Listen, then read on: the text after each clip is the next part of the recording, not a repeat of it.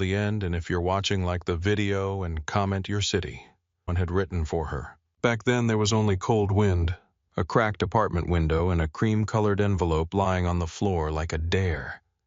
She noticed it the moment she stepped inside.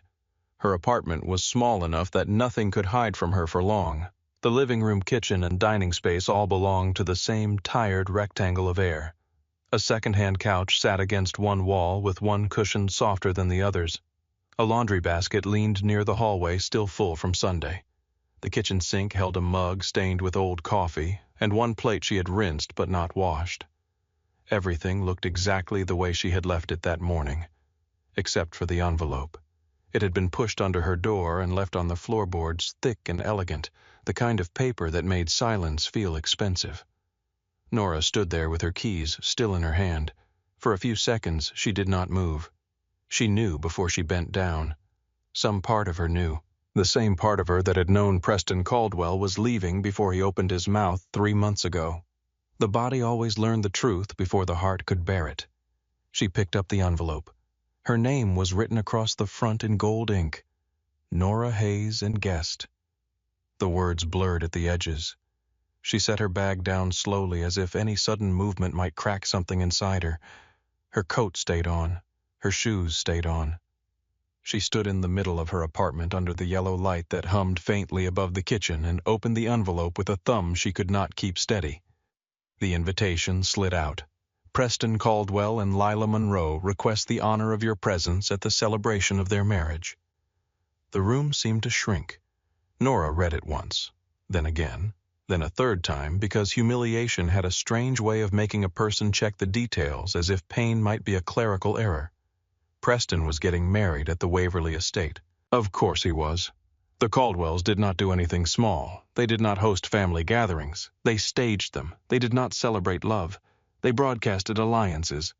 The Waverly estate sat outside Chicago behind iron gates and clipped hedges, the kind of place that looked less like a home and more like a promise that people like Nora would never belong there. She stared at the date. 2 weeks away. Not 6 months. Not a year. 2 weeks. 3 months after ending their engagement, Preston was marrying someone else, and he had invited her to watch. Nora sat down on the edge of the couch, still holding the invitation.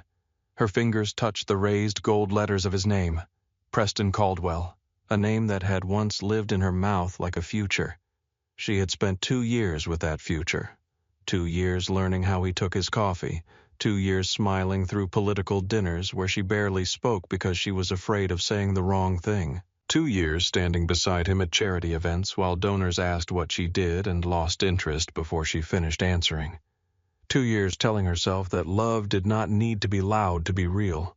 Then 3 months ago he had brought her to a quiet restaurant with white tablecloths and told her it was over before the waiter brought the wine. He wore the navy suit she liked. That had been the worst part. He had dressed for heartbreak like it was a business meeting. Nora, he had said, reaching across the table but not quite touching her hand.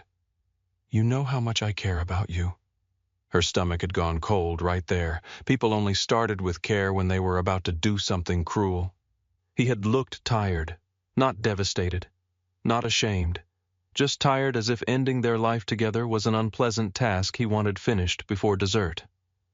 My family is under a lot of pressure right now, he continued. My father's campaign is entering a delicate stage. There are people watching us, donors, party leadership. The Monroes have influence we need. Nora had stared at him. Preston lowered his eyes. That isn't what I meant, but it was exactly what he meant.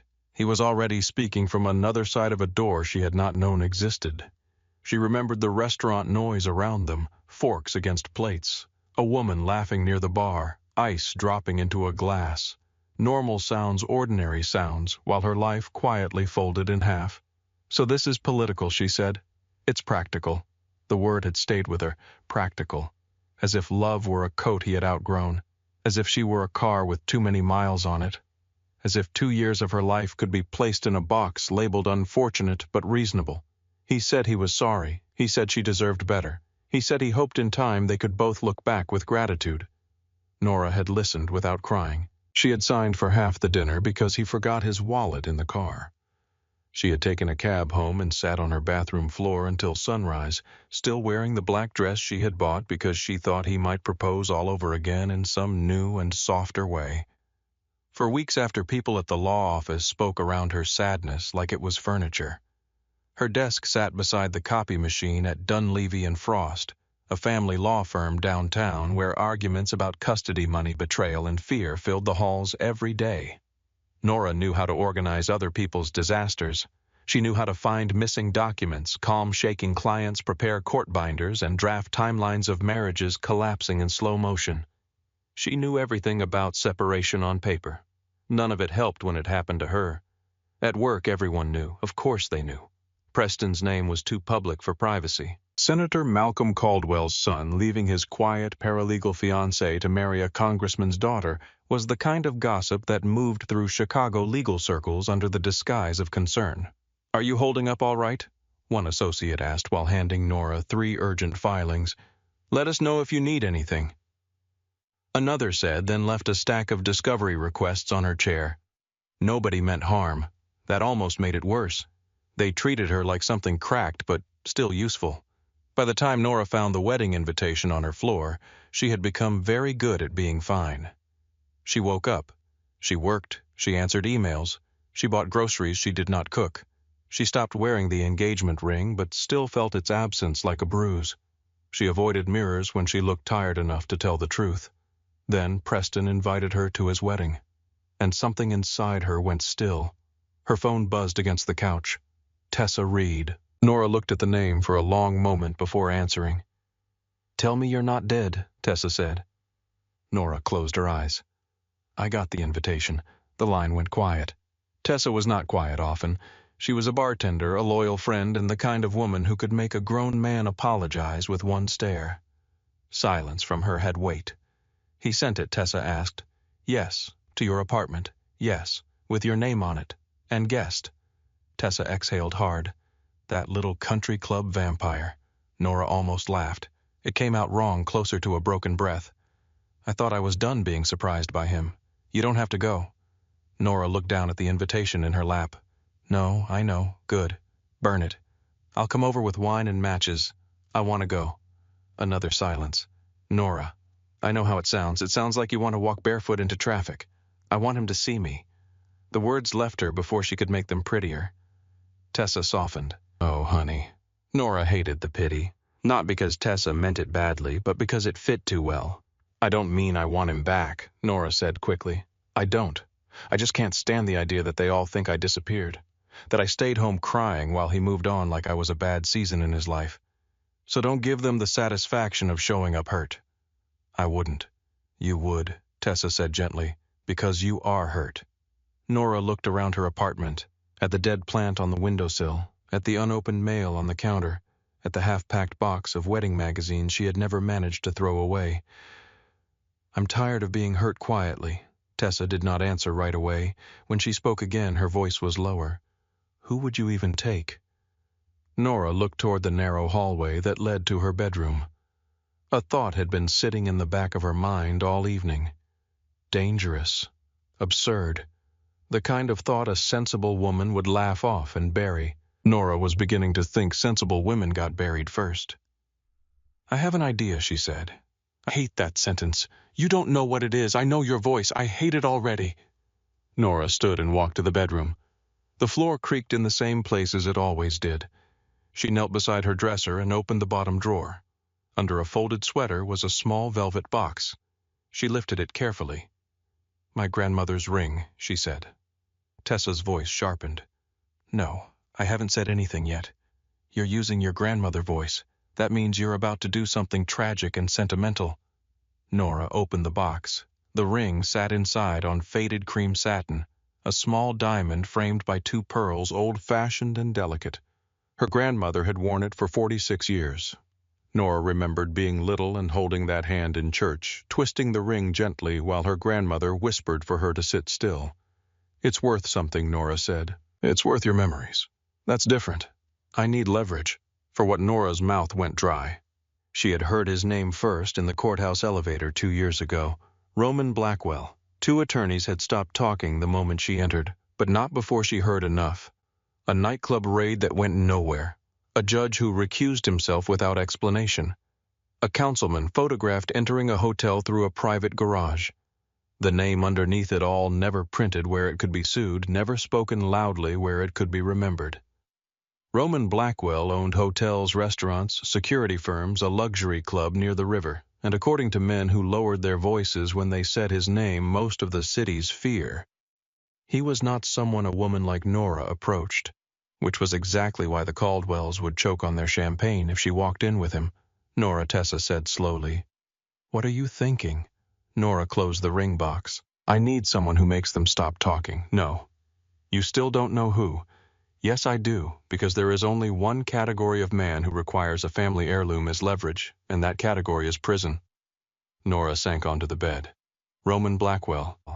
Tessa made a sound like she had dropped something. "Absolutely not. He owns the Velvet Crown. He owns half of Chicago's sins. I'm not asking him to marry me. I'm asking him to attend a wedding. You are asking a suspected crime boss to pretend to be your boyfriend so your ex gets jealous. When you say it like that, it sounds childish. When I say it accurately, it sounds insane." Nora looked down at the velvet box in her palm. Maybe it was insane. Maybe that was why her hands had finally stopped shaking. For 3 months she had done everything right. She had been graceful, quiet, mature.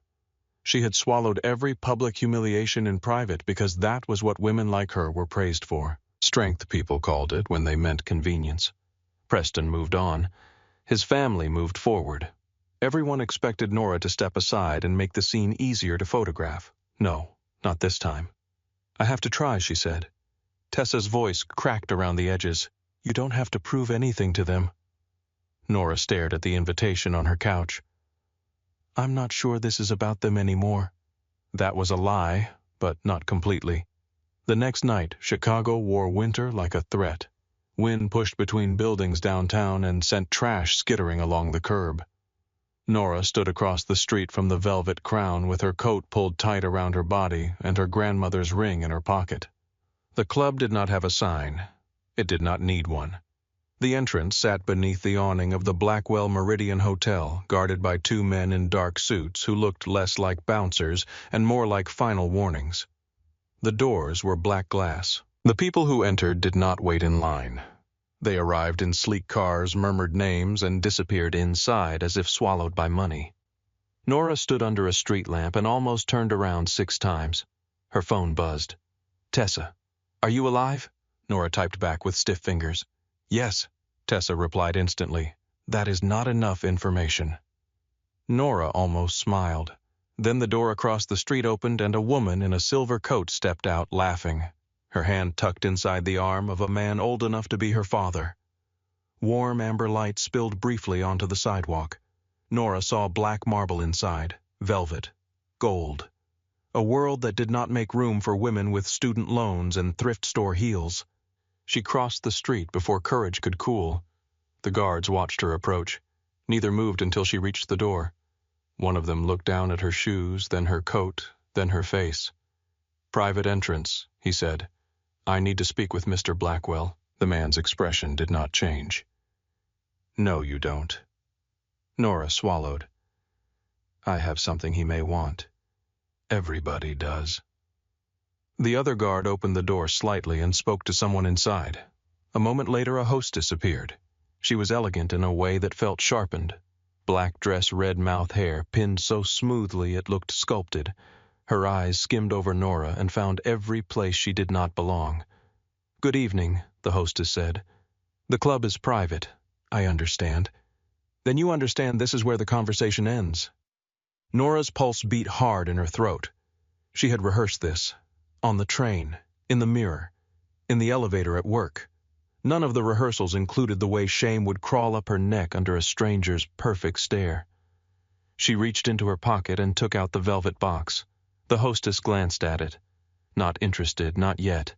Please tell Mr. Blackwell," Nora said, forcing each word to land cleanly, "that Nora Hayes is here to offer a trade." The hostess's eyes lifted. A trade. Yes, for what Nora thought of Preston at the altar.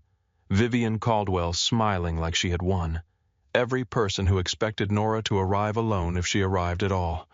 For one night. Something shifted in the hostess's face. Not surprise exactly. Recognition maybe of desperation dressed as nerve. She held out her hand. Nora hesitated. The hostess's smile thinned. "If you want the message delivered, Miss Hayes, I need the message." Nora placed the box in her palm. The hostess opened it. For the first time, her expression changed. Not because the ring was grand, it was not, but because old things carried weight that money could not polish away. Wait here. Nora stood just inside the doors as the hostess disappeared.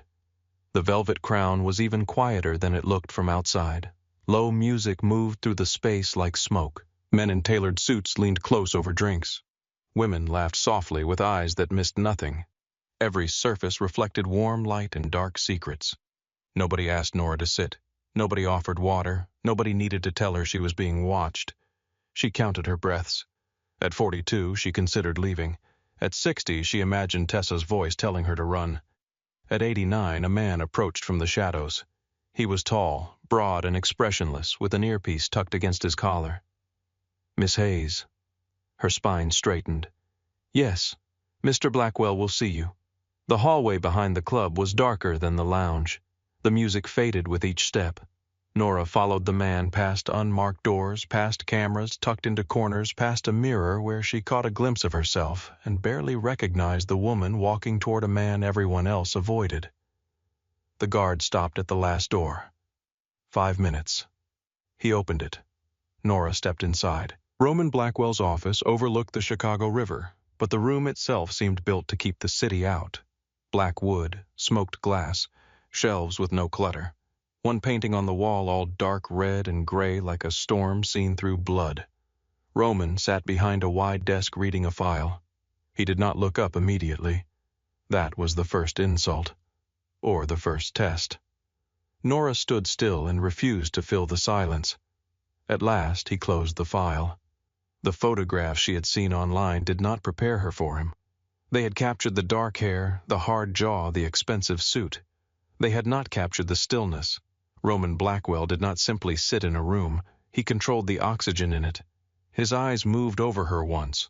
Not like the hostess, not with dismissal, like he was measuring how much truth she could survive. He placed her ring box on the desk. "You have 4 minutes." His voice was low, calm, almost bored. Nora stepped forward. "My name is Nora Hayes. I know. My staff is competent." She sat in the chair across from him without being invited. His eyes narrowed slightly. Good. She needed 1 inch of ground even if she had to steal it. "My ex-fiancé is getting married in 2 weeks," she said. "I need you to come with me." Roman leaned back. "To stop the wedding, no. To kill the groom." Her breath caught. His mouth almost curved. "No," she said. "To attend it." Silence. Then Roman laughed once, quietly, without warmth. "You came into my club, offered a ring that belonged to someone who loved you, and asked me to play date at a wedding." Nora's cheeks burned. "Yes. Why? Because they need to believe I moved on. They, the Caldwells."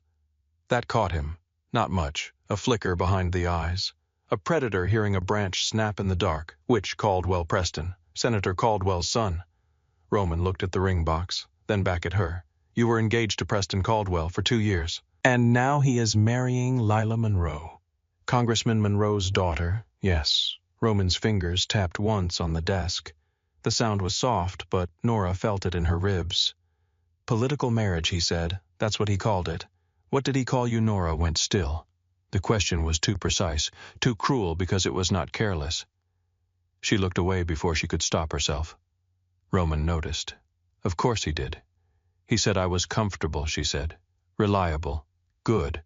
But not enough for the life he needed." Roman studied her. "And you believed him?" Nora's throat tightened. "I believed he left." That was not the question. Anger saved her from tears. "I didn't come here for therapy." "No, you came here for theater." "I came here because I am tired of being treated like an empty chair." The words hit the room harder than she expected. Roman stopped tapping. Nora drew a breath.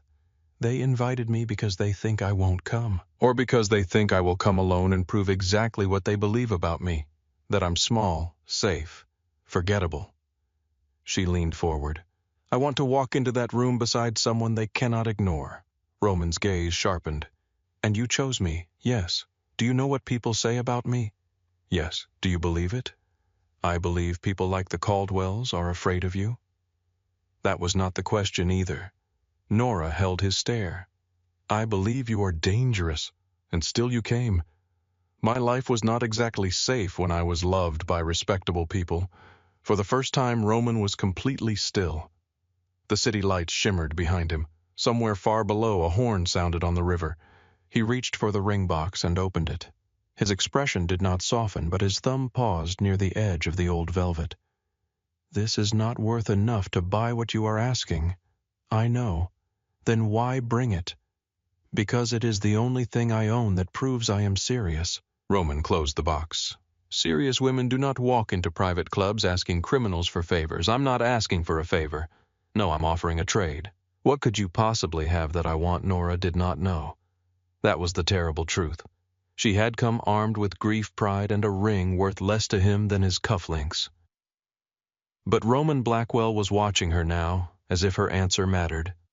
She thought of the invitation, the gold letters, the way Preston had apologized while already belonging to someone else's future. She thought of every room where she had made herself smaller so powerful people could feel comfortable. Then she said the only thing she had left. A story. Roman's eyes changed. Nora continued before fear could stop her. You understand stories. You built one around yourself so strong that people whisper before they say your name. You made men afraid of what they think you might do. You made politicians pretend they don't know you while checking over their shoulders when you walk in. Her voice steadied. I need a story for one night. I need them to look at me and believe I didn't just survive him. I need them to believe I became someone he never had the courage to deserve. The silence after that felt different. Less empty. More dangerous. Roman stood. Nora forced herself not to move as he came around the desk. He was taller than she expected up close. Not just tall. Present. His suit fit like it had been made on his body that morning. His cologne was dark and clean, something expensive undercut with smoke. He stopped in front of her. You want revenge? Nora looked up. I want dignity. Dignity is quiet. Not mine. Not anymore. Roman held her gaze for a long moment. Then he placed the ring box in her lap. I'll go. Nora blinked. What I said, I'll go. She gripped the box. For the ring, no. Then what do you want? Roman's face gave away nothing. 2 weeks. Nora's stomach tightened. 2 weeks for what? You will stay with me? No. The word came out fast. Roman looked almost amused. No. I have a job. I have rent. I have a life. You have an apartment where you rehearse grief and a job where people mistake your silence for usefulness. Nora stood so quickly the chair scraped behind her. You don't know anything about my life. I know enough. You walked into my office wearing a coat with a missing button and the face of a woman who has apologized for breathing too loudly. The accuracy of it made her furious. I came here for one night. You came here because one night matters. That means every detail matters. Roman stepped closer. The way you walk, the way you answer questions, the way you hold a glass, the way you stand beside me without looking like you expect someone to ask you to leave. Nora hated him then, a little. Because he was right. You want me to pretend, she said. No. Pretending is cheap. People like the Caldwells can smell cheap.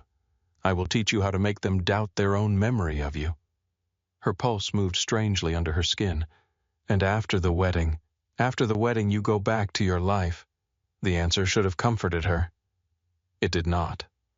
Roman turned and walked back to his desk. Those are my terms. Nora looked down at her grandmother's ring. She thought of Tessa telling her to burn the invitation. She thought of the safe choice, the mature choice, the quiet choice. Then she thought of Preston seeing her walk into that ballroom alone, offering her that soft, pitying smile, the one that said he hoped she would find happiness someday, far away from the important rooms. No. Nora closed the ring box. 2 weeks, she said. Roman glanced up. You will follow my instructions. I'm not your employee. No. If you were, this would be easier. I won't quit my job. Take leave. I can't afford that. I'll handle it. No. Roman studied her, and this time something like approval touched his mouth. There she is. Nora frowned. Who the woman angry enough to survive this?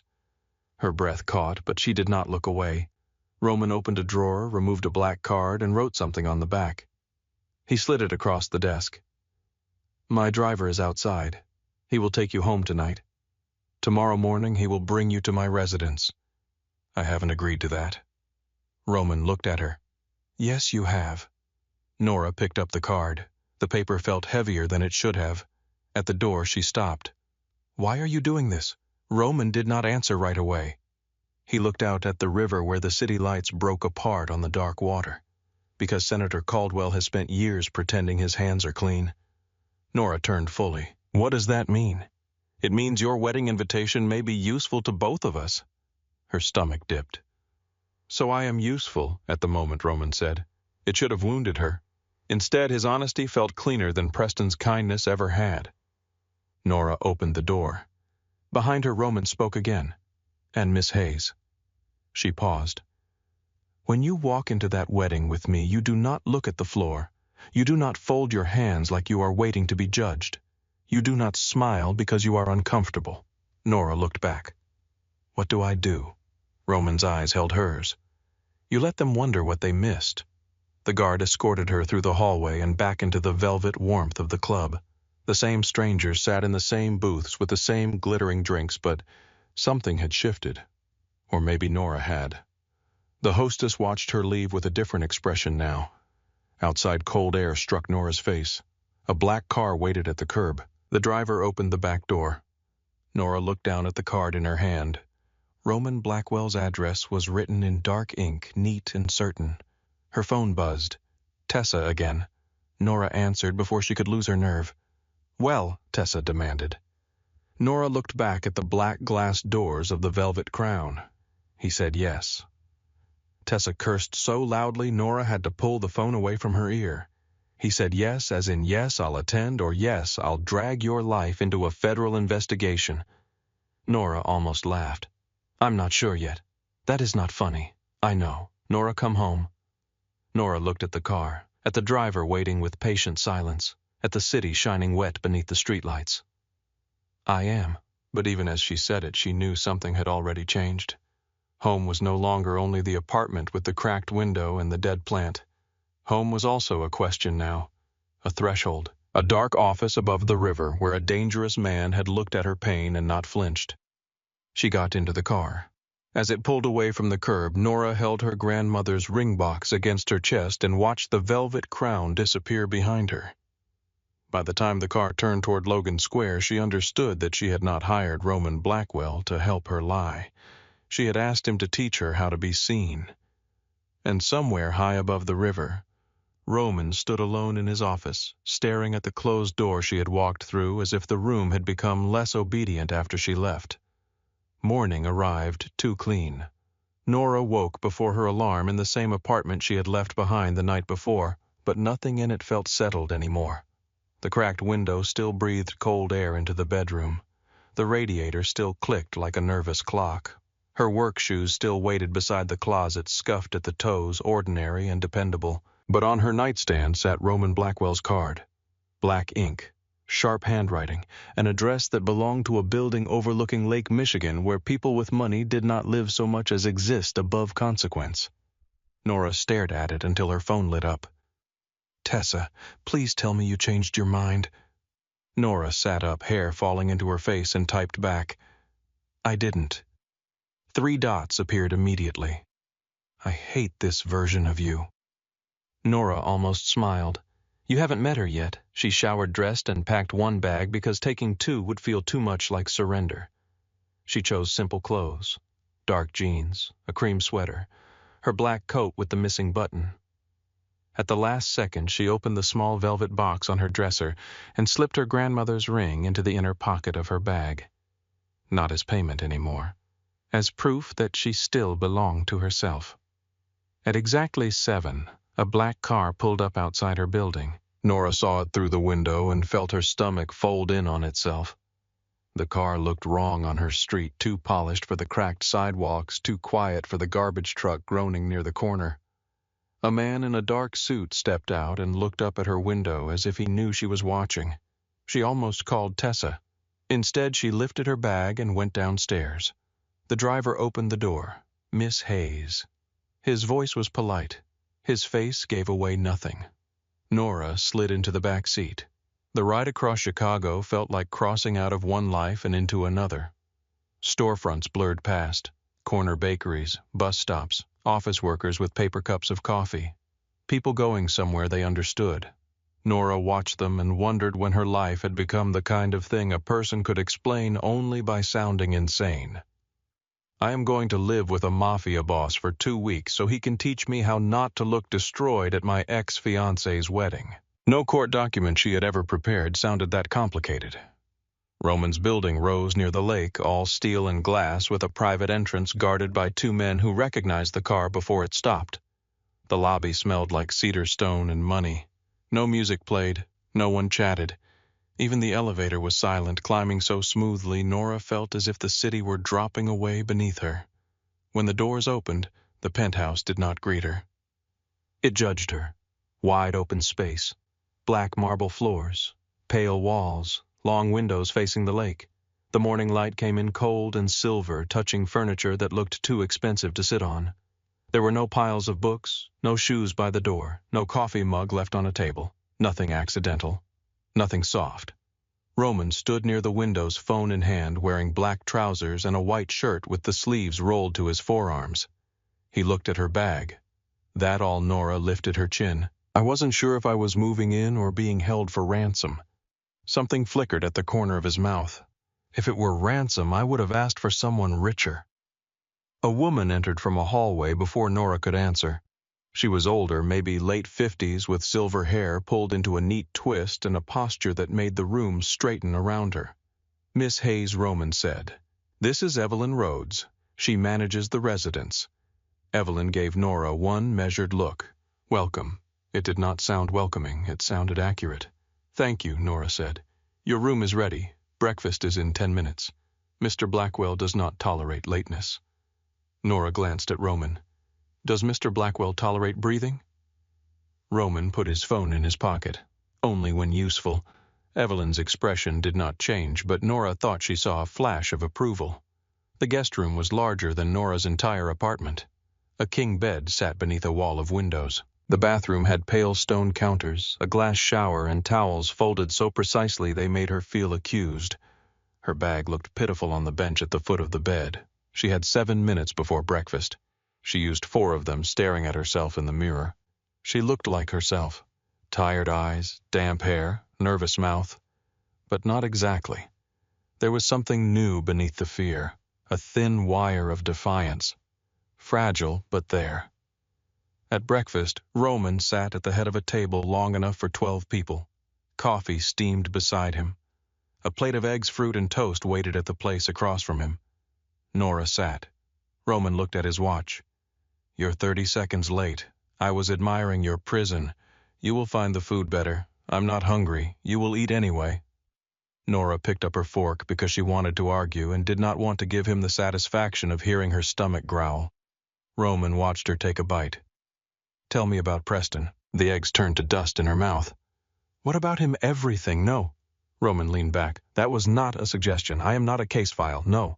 Case files are usually more organized. Nora set her fork down. You want to teach me how to walk into a wedding? Fine, but I am not spending breakfast describing my heartbreak like evidence.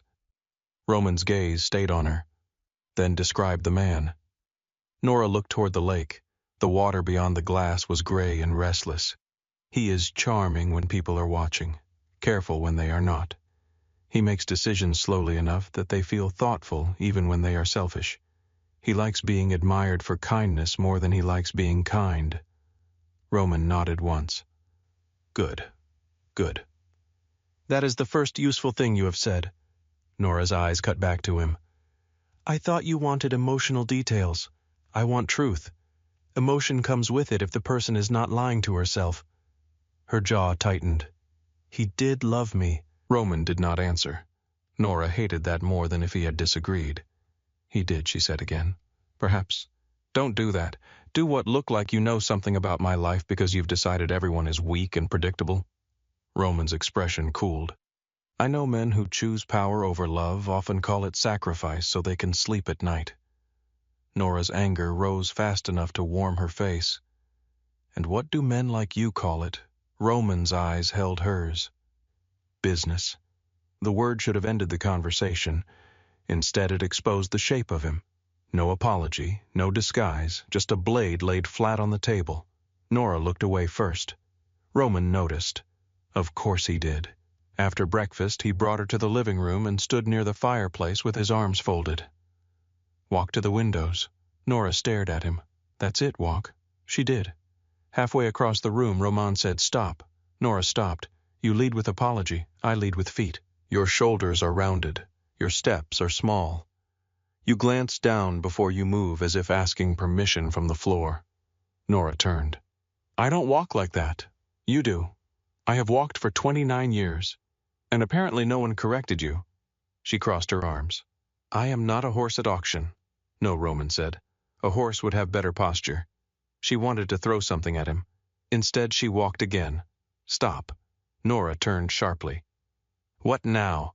You are angry. Use it. Do not let it make you sloppy. He moved closer, stopping behind her without touching. Shoulders back, chin level. Breathe from here. His hand hovered near her ribs, not landing. The restraint was somehow more intimate than the contact. Nora adjusted her posture. It felt unnatural, exposed, as if straightening her spine made every part of her easier to see. Roman stepped away. Again. So she walked. Again and again, across black marble, past the white sofa, toward the lake, back toward Roman. The first hour burned in her calves. The second burned in her pride. By the third, she stopped thinking about each step and started feeling the room change around her. Not much. Not enough to be called confidence, but the floor no longer seemed like something she had to apologize to. Roman watched without praise. That made her want it more. When he finally said, better, Nora felt the word strike deeper than it should have. They moved from walking to standing. That was worse. Roman made her stand in the center of the living room while he circled her like a thought he did not trust. Hands. Nora looked down. They were clasped in front of her. What about them? You look like you are waiting for a verdict. She dropped them at her sides. Now I look like I don't know what to do with my hands.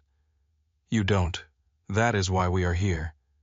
He placed a crystal glass in her right hand. Hold it.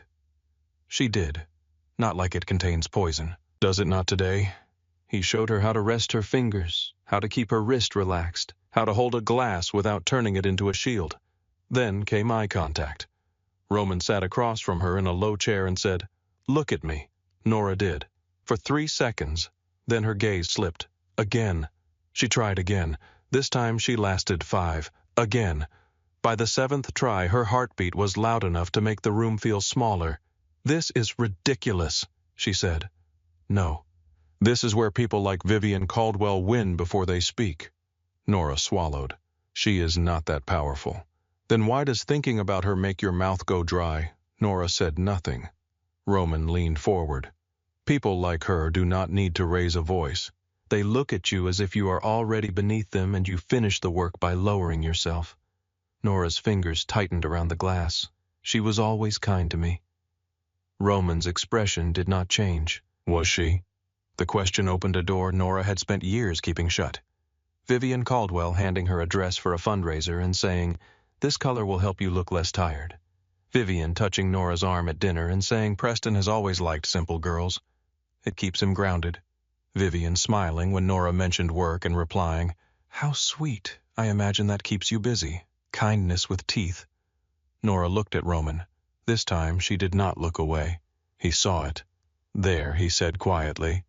The day became a series of corrections. Walk slower, answer cleaner, do not laugh when nothing is funny. Do not explain yourself to people committed to misunderstanding you. By sunset, Nora's body ached. Her mind felt peeled open. Evelyn brought dinner to a smaller table near the windows, and Nora lowered herself into the chair like an old woman. Roman poured water into her glass. She watched him. You enjoy control. Yes, at least you admit it. Lying wastes time. Is that why people are afraid of you? No, he said. People are afraid of me because I do not bluff. Nora studied him in the fading light. Preston bluffed all the time. Roman cut into his steak. And you called it hope. The words landed too close. Nora pushed her plate away. You know, for someone helping me look less wounded, you do enjoy pressing bruises. Roman looked up. If a bruise still hurts, it is useful. It tells us where the injury is. And what do you do with your injuries? Make sure no one can reach them twice. The answer came too fast, too practiced. For a moment, Nora saw something beneath the polished surface. Not softness, something older, harder because it had once been soft. Then his phone buzzed. The mask returned. He read the message and stood. We continue at 6 tomorrow. Nora gave a tired laugh. I may be dead by then be punctual in death. The next days blurred into discipline. Roman trained her in the mornings until her muscles learned what her mind resisted. Evelyn corrected her table manners with the patience of a royal executioner. A tailor arrived with measuring tape and silent judgment. Boxes of clothes appeared in the guest suite, all elegant, all simple, all more expensive than anything Nora owned. She refused half of them. Roman did not argue. He only said pride is not the same as dignity. Nora held up a silk blouse.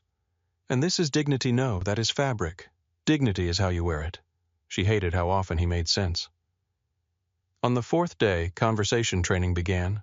Roman stood near the bar with a glass of water and transformed into Vivian Caldwell so completely Nora forgot to breathe.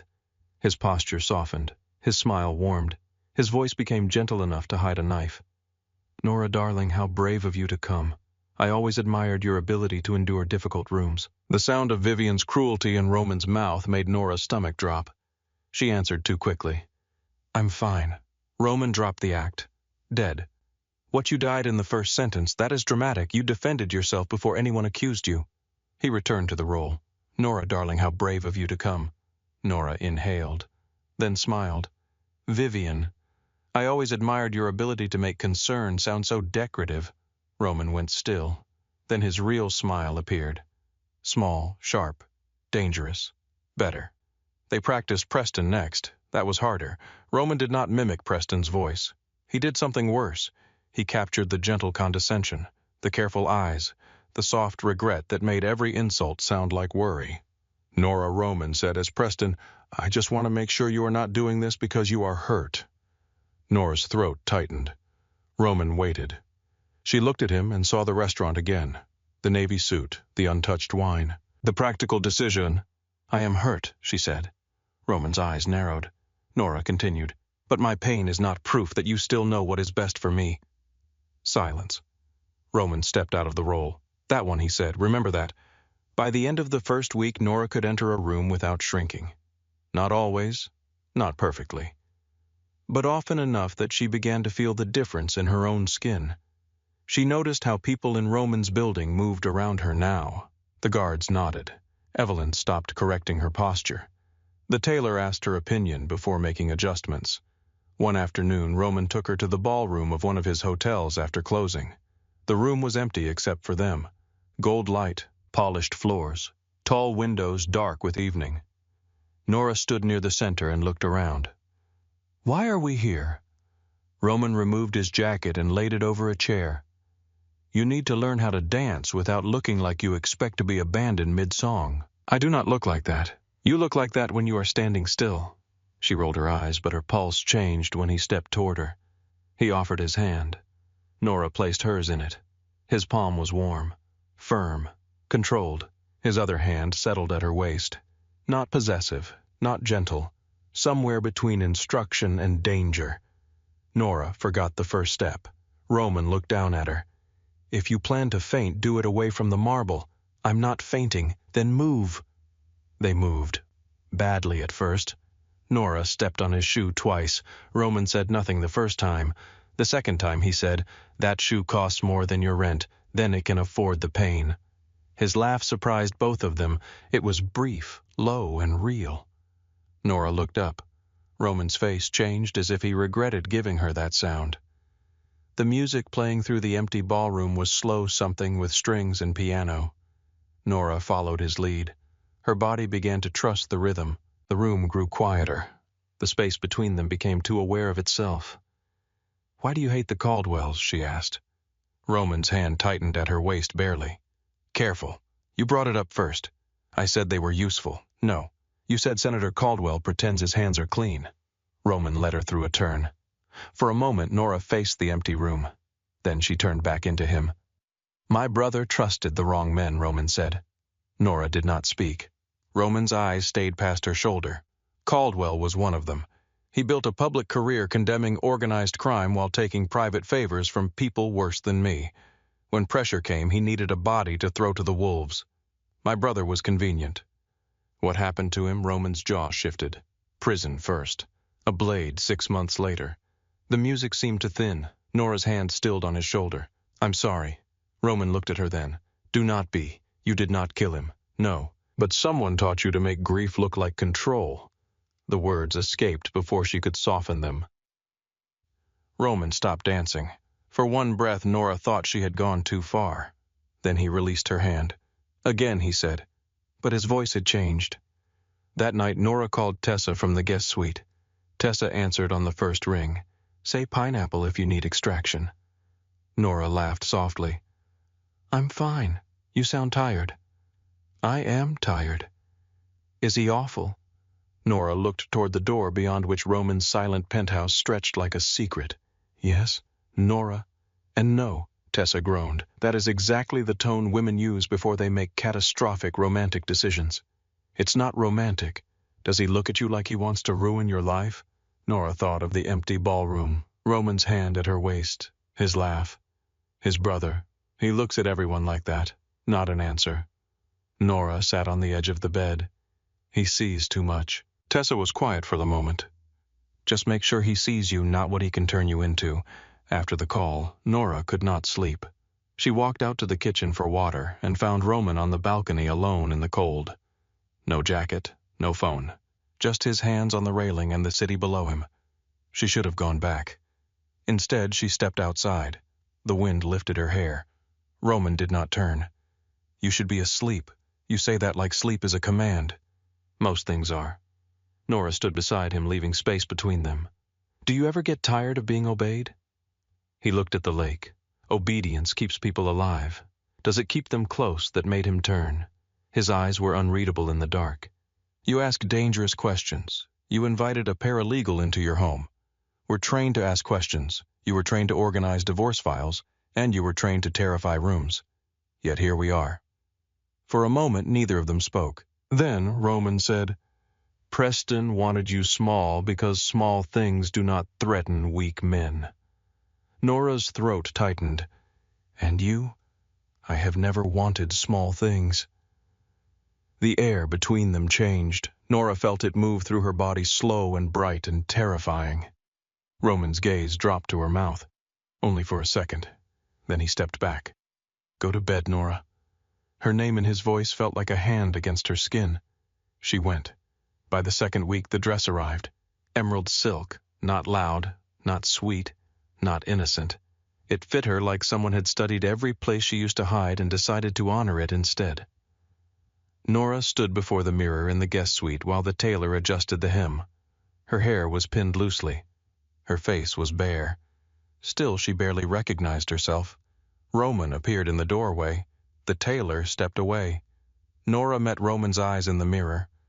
Well, Roman did not answer immediately. His gaze traveled from her shoulders to her waist to the way she stood without folding inward. "You look like a problem." Nora turned. "For whom? For anyone who thought you were finished." The words entered her softly. She looked back at the mirror. For the first time, she did not search for what Preston had rejected. She searched for what she had missed. Roman came closer and fastened a delicate gold chain around her neck. At the center hung a small green stone that matched the dress. Nora touched it. "I didn't agree to jewelry. It is not a gift. What is it, armor?" His fingers brushed the back of her neck as he released the clasp. Nora's breath caught. Roman noticed. The room became too still. "What happens after Saturday?" she asked. Roman's hands lowered. "You go home." The answer was the same as before. This time it hurt more. And you, I return to work. Just like that, his face closed. That was the arrangement. Nora nodded, but her reflection blurred for a second. Right. Roman stepped away. Nora, she looked at him. His expression softened so briefly she might have imagined it. When you walk into that wedding, do not perform confidence. What should I do? Remember it.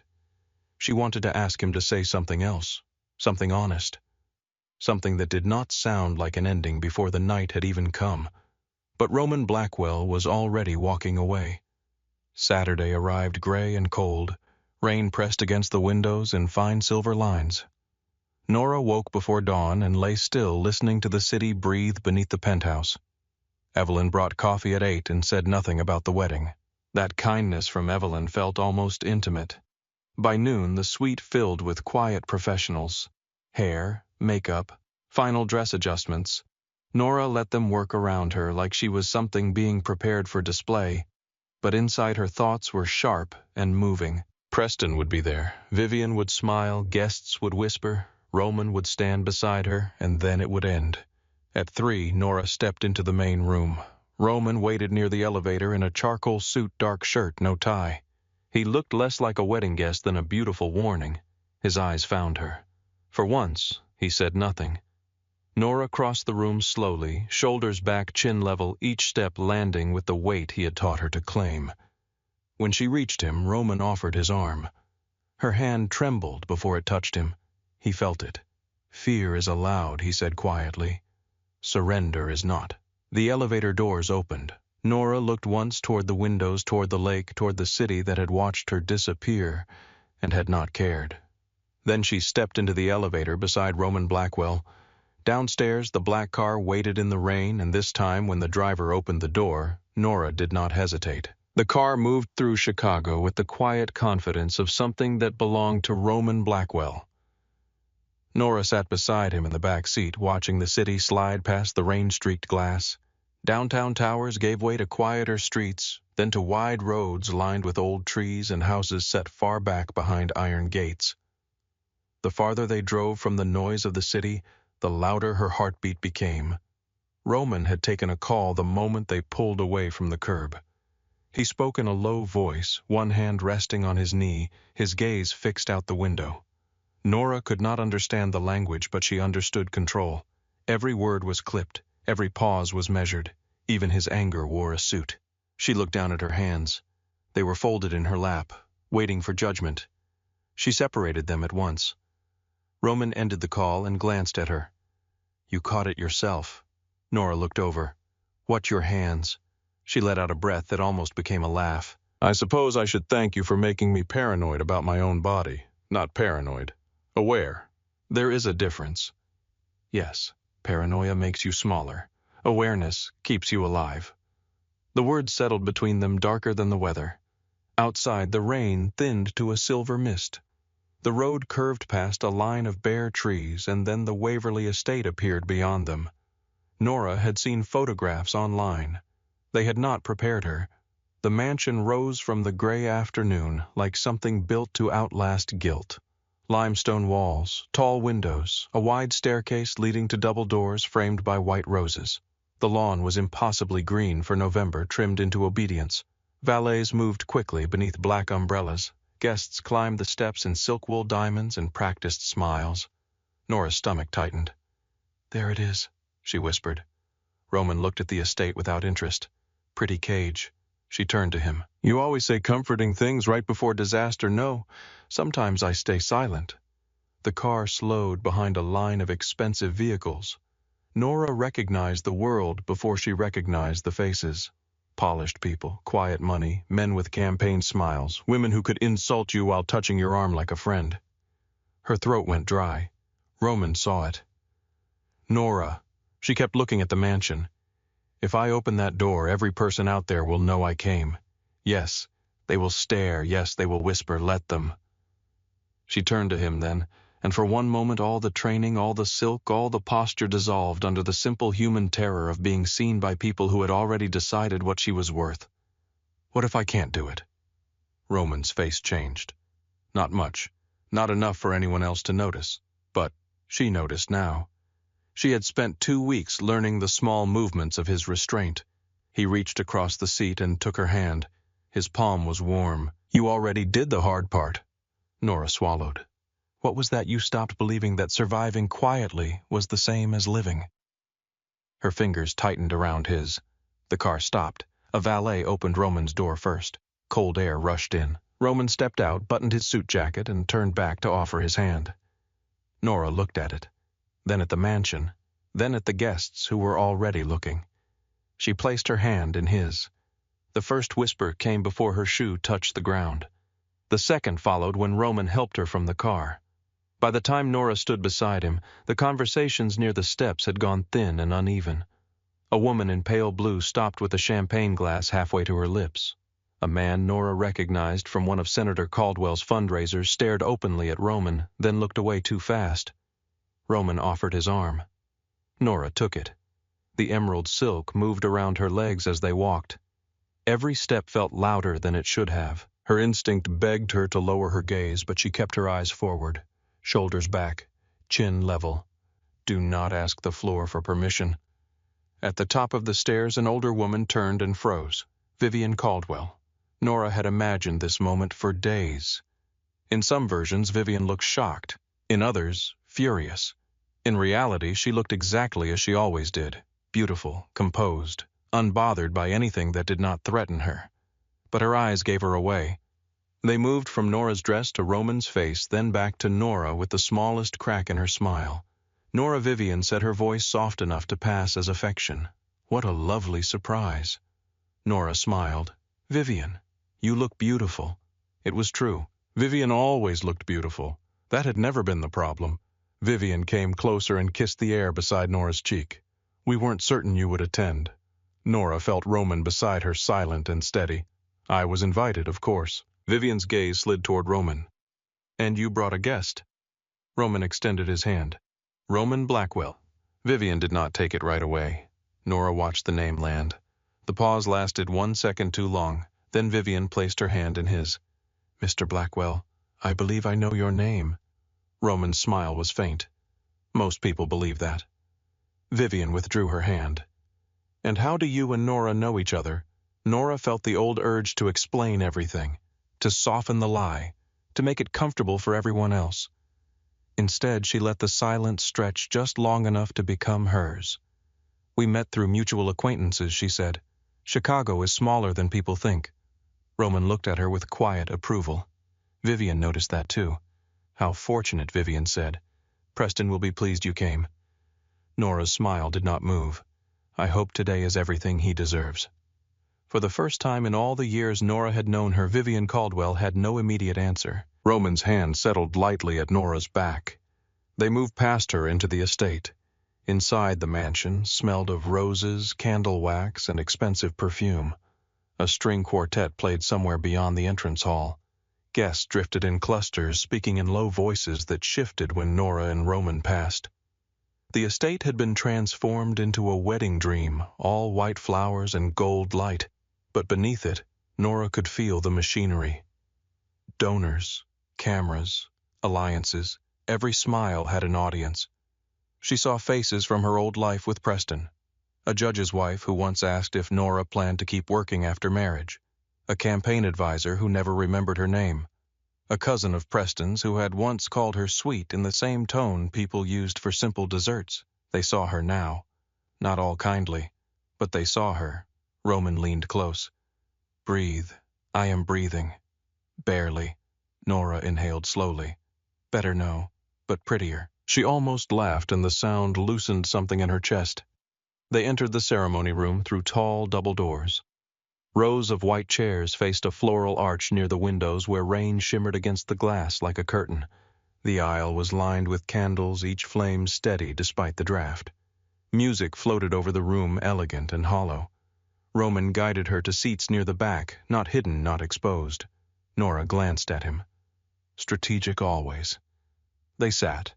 For a few minutes, Nora let the room come into focus. The front rows were filled with the Caldwells on one side and the Monroes on the other.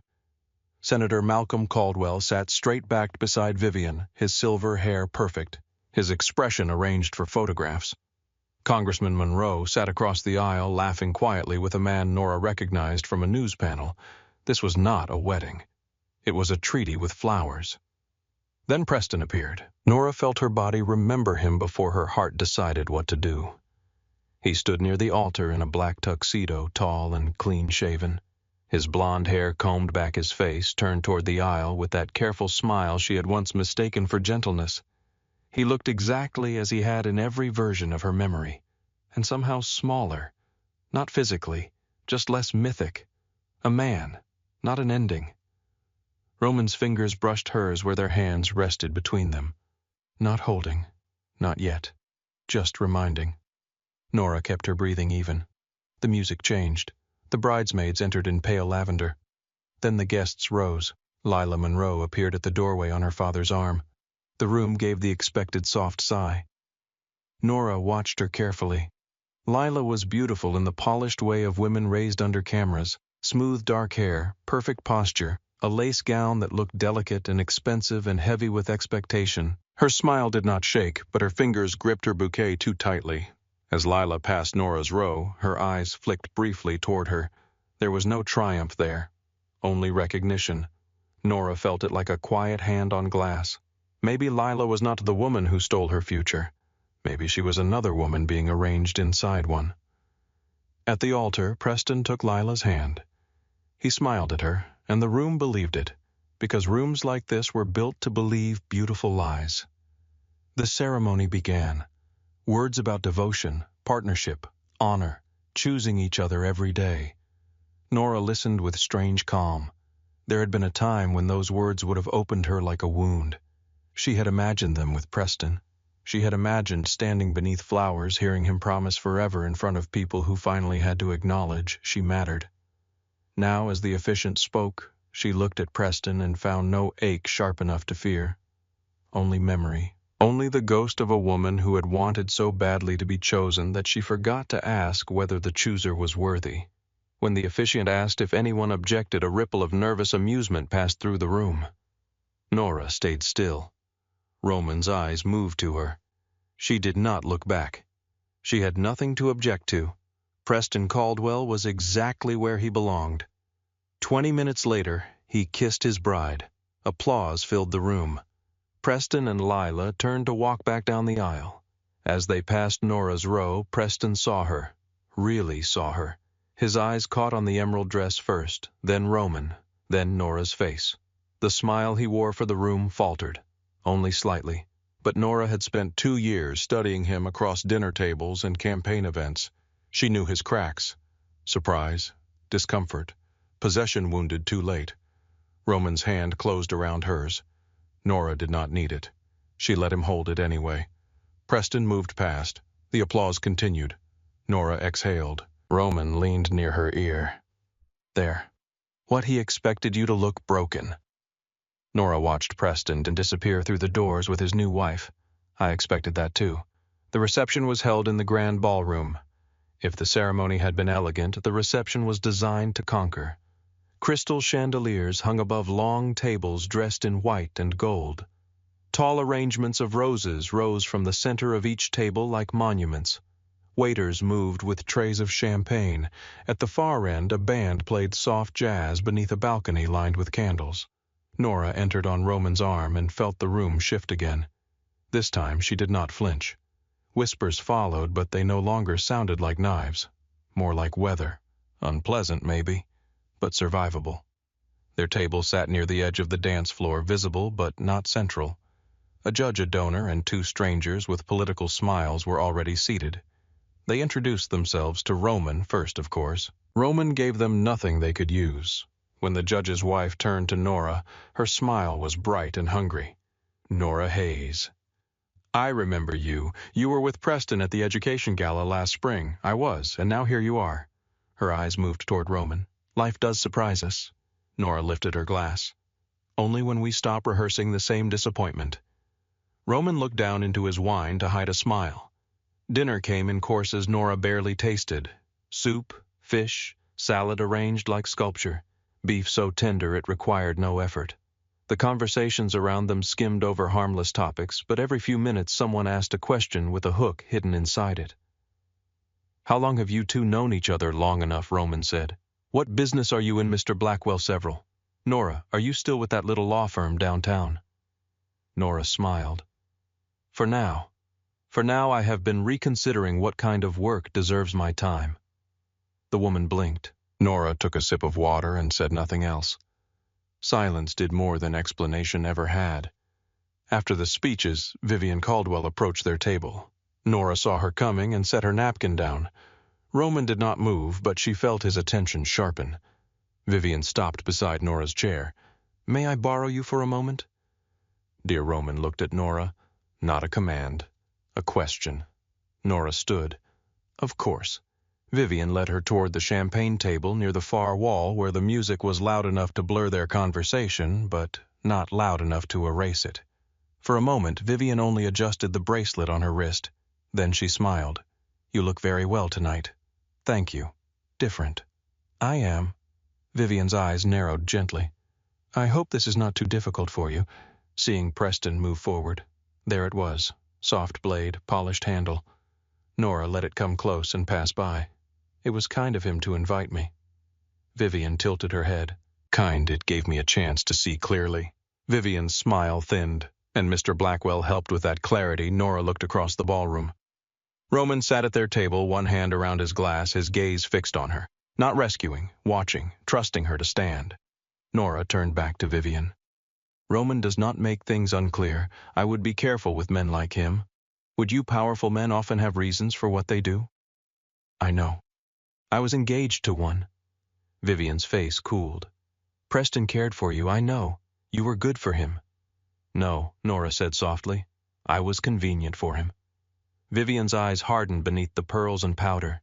That is an unfair thing to say on his wedding day. Then it is fortunate I am only saying it to you. For a second, Vivian looked at her as if seeing a stranger. Nora felt no victory, not yet, just steadiness. Vivian leaned closer. Do not mistake attention for respect, Nora. Men like Roman Blackwell do not stand beside women like you unless there is something in it for them. Nora smiled then. Not sweetly, not cruelly, simply.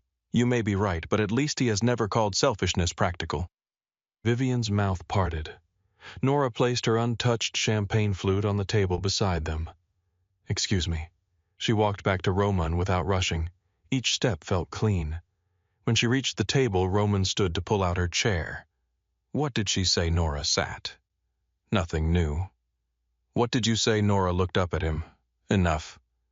Roman's expression held something like pride, and it warmed her more than it should have.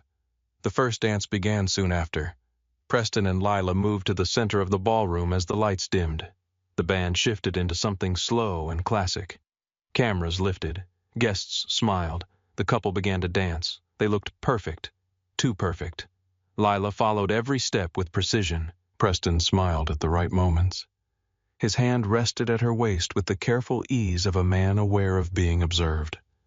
Nora watched them and wondered whether either of them felt the weight of all those eyes or whether they had been raised beneath them so long that attention felt like air.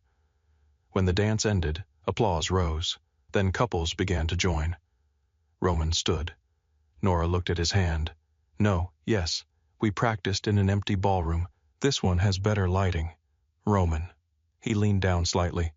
If you refuse me, they will wonder why. If I accept, they will watch. Let them. She hated that those two words still worked. She placed her hand in his. He led her onto the floor. The moment his hand settled at her waist, the world narrowed. The music softened around them. The chandeliers blurred into gold. Nora felt the warmth of him through the thin silk of her dress and tried to remember that this was performance. Roman guided her into the rhythm. She followed. No missed steps, no panic, no apology. You're quiet, he said. I'm concentrating, you're hiding. Her eyes lifted to his. I thought you liked silence. I like useful silence. Nora looked past his shoulder. Preston danced with Lila several feet away.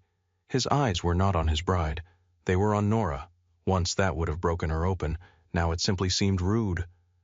Roman followed her gaze. He is watching you. I know. How does it feel? Nora thought carefully. She searched for the old pain and found only a faint bruise. It feels like seeing a house I almost bought before learning the foundation was rotten. Roman's mouth curved. That is specific. I work in family law. We specialize in structural damage.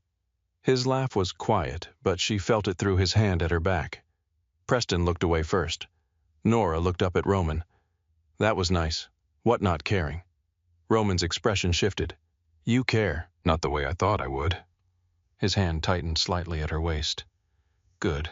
The song changed, but Roman did not release her. Neither did Nora. For one dangerous minute, the wedding disappeared.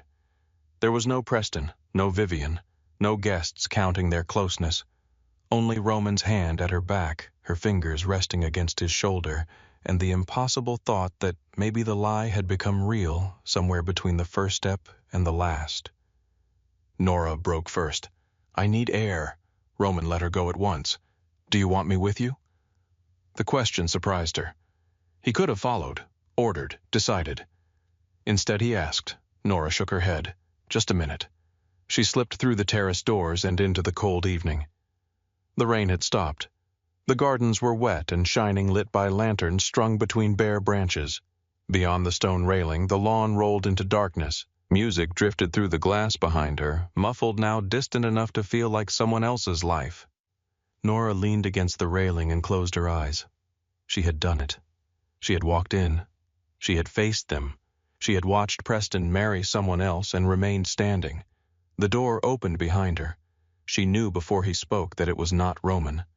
Nora. Preston's voice moved through her like a memory trying to become a wound again. She turned.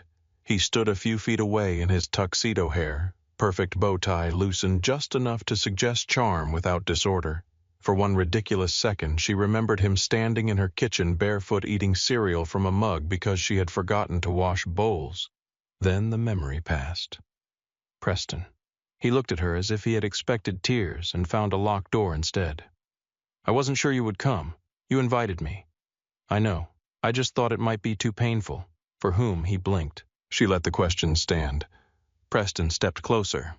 You look different, so I've heard. I mean it. I know. His gaze moved over her face, searching. Then toward the ballroom. Blackwell is not someone you should be involved with. Nora almost smiled. There it is. What the concern? His jaw tightened. I am concerned. On your wedding day. That should tell you something. It does, Nora. You don't know him. And you do? I know enough. She turned slightly, facing him fully now. You knew me for 2 years and still decided I was small enough to invite here as a decoration for your guilt. That is not fair. No, it is accurate. Preston's face flushed. I didn't want to hurt you, but you were willing to. His voice lowered. My family had obligations. You chose them. I chose reality. Nora nodded slowly. There was a time I would have admired how cleanly you made that sound. Nora, no, let me finish. He closed his mouth. She stepped away from the railing. You told me I was comfortable, reliable, good. You said those things like they were compliments, but they were condolences. You made me feel like I was the chair in the corner of your life. Useful, quiet, easy to move when a better piece arrived. Preston looked away. She had never seen him do that before. You were not easy to leave, he said. But you left. Yes. And then you invited me here. I wanted peace between us. No, Preston, you wanted proof that I was still the kind of woman who would protect your comfort at the expense of my own dignity? His expression hardened. You came here with Roman Blackwell to prove a point. Yes. The honesty struck him. Nora felt it strike her, too. At first, she said. But standing here now, I realize the point was never you. Preston's eyes narrowed. Do you think he loves you? The question entered the cold air between them. Nora did not answer fast enough. Preston saw that. His voice softened in the old way. Nor you are hurt. He is dangerous. Men like that know how to make women feel chosen. The nickname fell at her feet, dead on arrival. Do not call me that. He reached for her arm. Nora, listen to me. His fingers touched her skin. Then Roman's voice cut through the terrace. Remove your hand. Preston released her as if burned. Roman stood near the doors, expression calm, eyes lethal. The music continued behind him, soft and absurd. Preston tried to recover. We were talking. You were finished. This is a private conversation. Roman walked closer. Not after you touched her. Preston straightened. This is my wedding."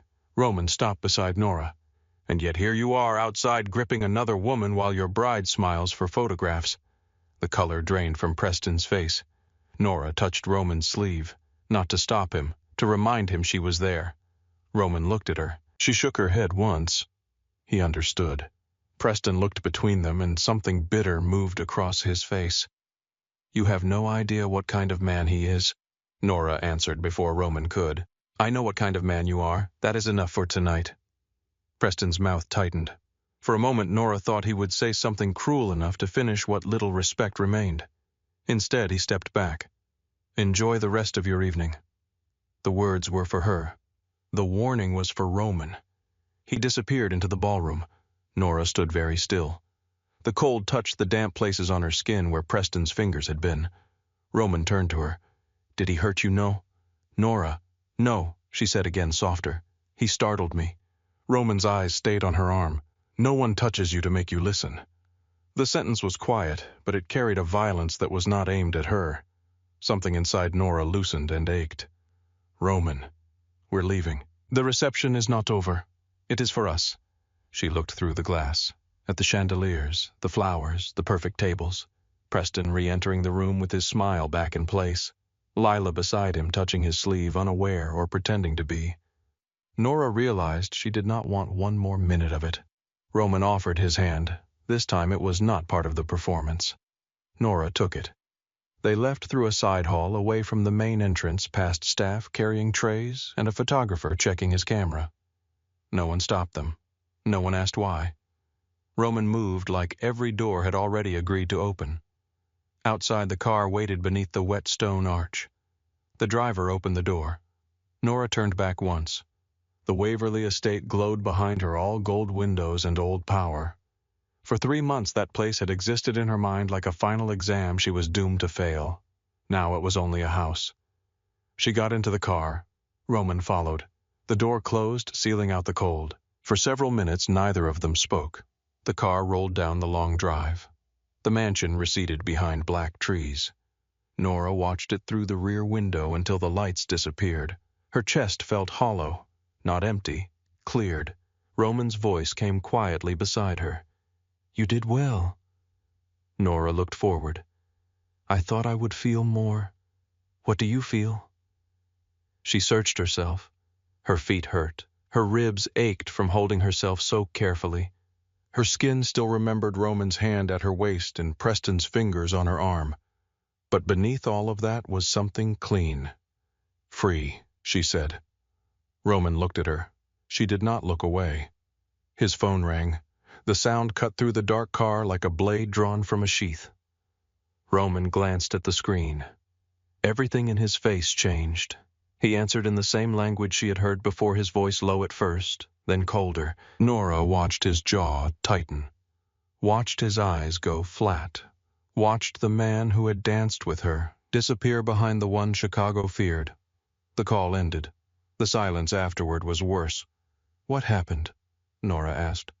Roman slipped the phone into his pocket. "Nothing you need to handle tonight. That is not an answer." "No," he said, looking out at the dark road ahead. "It is protection." Nora turned toward the window as Chicago waited in the distance, its lights blurred by rain, and for the first time that night the danger beside her felt larger than the pain behind her. Roman did not speak again for the rest of the drive.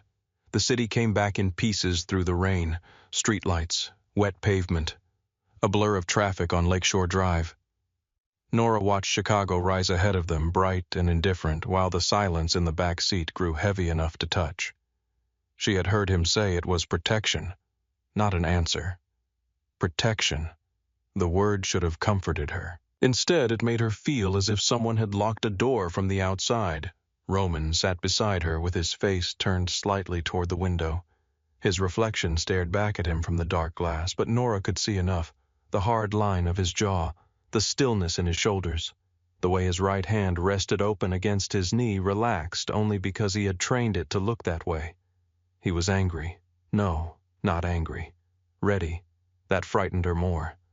When the car pulled beneath the private awning of his building, Roman got out first. The driver opened Nora's door, but Roman was already holding out his hand. She looked at it. For 1 second she considered refusing, then she took it. His fingers closed around hers, warm and firm, but not possessive. Not like Preston on the terrace. Roman did not pull. He waited until she stepped out on her own. The lobby was empty except for 2 security men, both standing too straight. One of them looked at Roman and gave the smallest nod. Roman answered with silence. Nora noticed everything now. That was his fault. The elevator doors closed behind them. The car rose without a sound. Nora watched the numbers climb. What happened? Roman did not look at her. Not here. There is no one here. There are cameras everywhere. They're your cameras. Exactly. She turned toward him. Roman. His name came out softer than she intended. That made him look at her. For one breath, the man from the ballroom returned. The one who had held her at the waist. The one who had watched her face Preston and looked proud in a way he tried to hide. Then the elevator opened. He stepped out. Nora followed him into the penthouse where the quiet felt different from before. Less elegant, more watchful. Roman crossed to the bar, poured whiskey into 2 glasses, and handed one to her. I don't want that. Hold it anyway. Why? Because your hands are shaking. She looked down. They were. She took the glass. Roman loosened his cuffs and rolled his sleeves with sharp, efficient movements. The gesture should have looked casual. It did not. It looked like preparation. Nora set the glass on the coffee table without drinking. I am done being managed. Roman's eyes lifted. That was not management. What do you call it when you decide what I get to know necessary? To whom? To anyone who prefers you breathing. The words struck the air between them. Nora felt her anger rise steady and bright. You do not get to use my safety as a curtain. Roman turned fully toward her. Nora, no, I stood in that room tonight. I faced Vivian. I faced Preston. I did everything you trained me to do. And the second something becomes real, you send me back to the children's table. His expression went cold. This has nothing to do with your pride. Everything has to do with my pride when men keep deciding my life for me. His eyes darkened.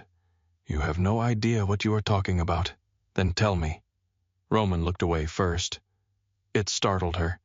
He did it so quickly, so deliberately, that she understood it was not weakness. It was restraint. There was movement tonight, he said, outside the estate. What kind of movement? Men watching the exits. A car that did not belong. A message sent to one of my people. Nora's stomach tightened. Because of you, yes. Because of me, Roman did not answer fast enough. That was answer enough. Nora stepped back. Someone saw us. Everyone saw us. Roman. He looked at her then, and there was no mask strong enough to hide the fury beneath his calm. The call in the car was about a missed shot. The room tilted. Nora gripped the back of the sofa. A shot not at you. That is not as comforting as you think. It was meant for me. Her throat went dry. At the wedding on the road outside the estate. They had a position near the south gate. We left early. The timing changed. She stared at him. The rain tapped against the windows behind her, soft and steady, like the world had not just cracked open. You were almost shot. Yes. And you did not tell me. You were coming down from one of the hardest nights of your life. That was not your decision to make. Roman's voice sharpened. It became my decision the moment your name entered my world. Nora went still. There it was. The truth beneath the concern. My world. Not theirs. Not shared. His. A place he ruled, and she was now a problem moving through it. So what happens now, she asked. Roman's jaw flexed. You leave in the morning. For a moment she thought she had misheard him. What? You go home. Cole will assign discreet protection. You will return to work or not, that is your choice. But you will not stay here. Her chest tightened. Because of the shot. Because this arrangement is over. The words landed with clean cruelty. Nora looked at him. The dress still clung to her body. The necklace he had called armor rested against her skin. Her hair was still pinned from the wedding, though several pieces had fallen loose around her face. She could still feel the echo of his hand in hers, and he was standing across from her trying to turn all of it into business. The arrangement, she repeated. Yes, the one where I gave you 2 weeks of my life so you could teach me how not to be afraid. I taught you what you asked for. No, you taught me too well. His eyes narrowed.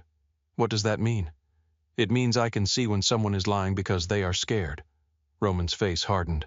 I am not scared. You are terrified.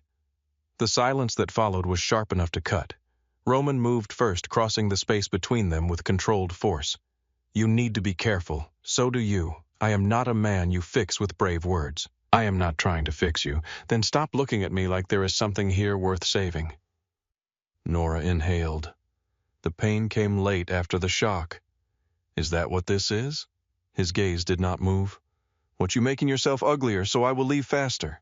Roman's mouth tightened. Nora, say it then. He said nothing. She stepped closer. Look at me and say none of it was real. The ballroom, the balcony, the way you touched my hand in the car, the way you looked at me after I walked away from Vivian. Roman's eyes were flat now. Too flat. It was useful. The words hit harder than Preston's invitation. Nora felt them enter, felt them search for the old wound and press. Useful, convenient, comfortable, different knives, same hand shape. She reached behind her neck and unclasped the gold chain. Roman's gaze dropped to it. For the first time, something broke through his expression. Nora placed the necklace on the coffee table. Then your armor worked, she said quietly. I survived the wedding. She walked past him. He caught her wrist. Not hard, barely a touch. Still, both of them froze. Roman released her at once. I'm sorry. The apology came low, immediate, real. That almost undid her. Almost. Nora turned back. Preston made me feel unwanted. You made me feel seen and then punished me for believing it. Roman's face went white around the mouth. She did not wait for an answer. In the guest suite, the room looked untouched, as if no part of her had ever lived there. The bed was perfectly made. The dress boxes stood along the wall. Clothes Roman had sent hung in the closet. Shoes she had worn once lined the floor like evidence from someone else's life. Nora took off the emerald dress carefully. Not because it belonged to him, because for one night it had belonged to her. She changed into the jeans and sweater she had arrived in, then packed her bag with only what she had brought: her phone, her wallet, her grandmother's ring, the black coat with the missing button. She left the clothes, the shoes, the silk, the woman who needed them to feel powerful. When she opened the bedroom door, Evelyn stood in the hallway. Her face revealed nothing, but her eyes were softer than usual. Mr. Blackwell has arranged a car for the morning. Nora adjusted the strap of her bag. I am leaving now. It is nearly 2 in the morning. I know. Miss Hayes. Nora paused. Evelyn looked down the hallway toward Roman's office, then back at her. Men like him believe distance is mercy. Nora's throat tightened. Is it no, Evelyn said. But they often do not learn that until someone refuses to thank them for it. Nora walked to the elevator. Roman did not come after her. That was the part that hurt worst. The lobby guard looked startled when she stepped out alone. He made a call, but Nora was already through the doors and into the cold. Chicago at 2 in the morning did not care who had broken her heart. The wind hit her face. Rain misted against her coat. A cab passed without stopping. She walked half a block before her legs started shaking, then stood under a street lamp and ordered a ride with numb fingers. Her apartment smelled like stale coffee and dust when she opened the door. For a moment, she stood in the dark and listened. No marble silence, no lake view, no Roman moving through another room with controlled steps, just the refrigerator humming and the radiator ticking. She dropped her bag by the couch. Then she sat on the floor because the couch felt too high and cried with her coat still on. She cried for Preston, but only a little. She cried for the version of herself who had accepted smallness because it felt safer than wanting. She cried for Roman, who had seen her clearly enough to hurt her precisely. Mostly she cried because part of her still wanted him to open the door. He did not. Morning came gray and ordinary. Nora woke on the couch with a stiff neck and swollen eyes. Her phone showed 7 missed calls from Tessa and 1 text that said, I am 5 minutes from calling the police, a priest, and your landlord. Nora called her. Tessa answered with no greeting. Are you alive? Yes. Are you with him? No. A pause. What happened? Nora looked toward the window where pale light pushed through cheap blinds. I went to the wedding, and I survived it. That is not everything. No. Tessa's voice softened. Do you want me to come over? Yes, Nora said, then closed her eyes. But not yet. After hanging up, Nora showered and scrubbed the makeup from her face until her skin turned pink. She made coffee and forgot to drink it. She opened her laptop and stared at 2 weeks of work emails. The office wanted to know when she would return. A client needed updated exhibits. Her supervisor had marked 3 messages urgent. Nora read them all with a strange calm. Then she opened a blank document and typed her resignation. The first version was too polite. The second was too angry. The third simply said she was grateful for the experience and would not be returning. She stared at it for 20 minutes before sending. Her phone rang just as the email disappeared. Unknown number. Nora considered ignoring it. Then she answered. "Hello, Miss Hayes." A man's voice, calm, low. "Yes. My name is Cole Mercer. I work with Roman Blackwell." Her body went still. "Roman can call me himself. He asked me not to." "Of course he did." A faint pause. Cole continued. "I am calling because your safety may be affected by events connected to last night." Nora stood. "What events? I cannot discuss details over the phone." "Then this will be a short conversation. Miss Hayes." His tone changed. Not threatening. Urgent. "If anyone approaches you about Roman, the wedding Senator Caldwell, or a man named Silas Voss, do not answer. Do not argue. Do not try to be clever. Call this number and get somewhere public."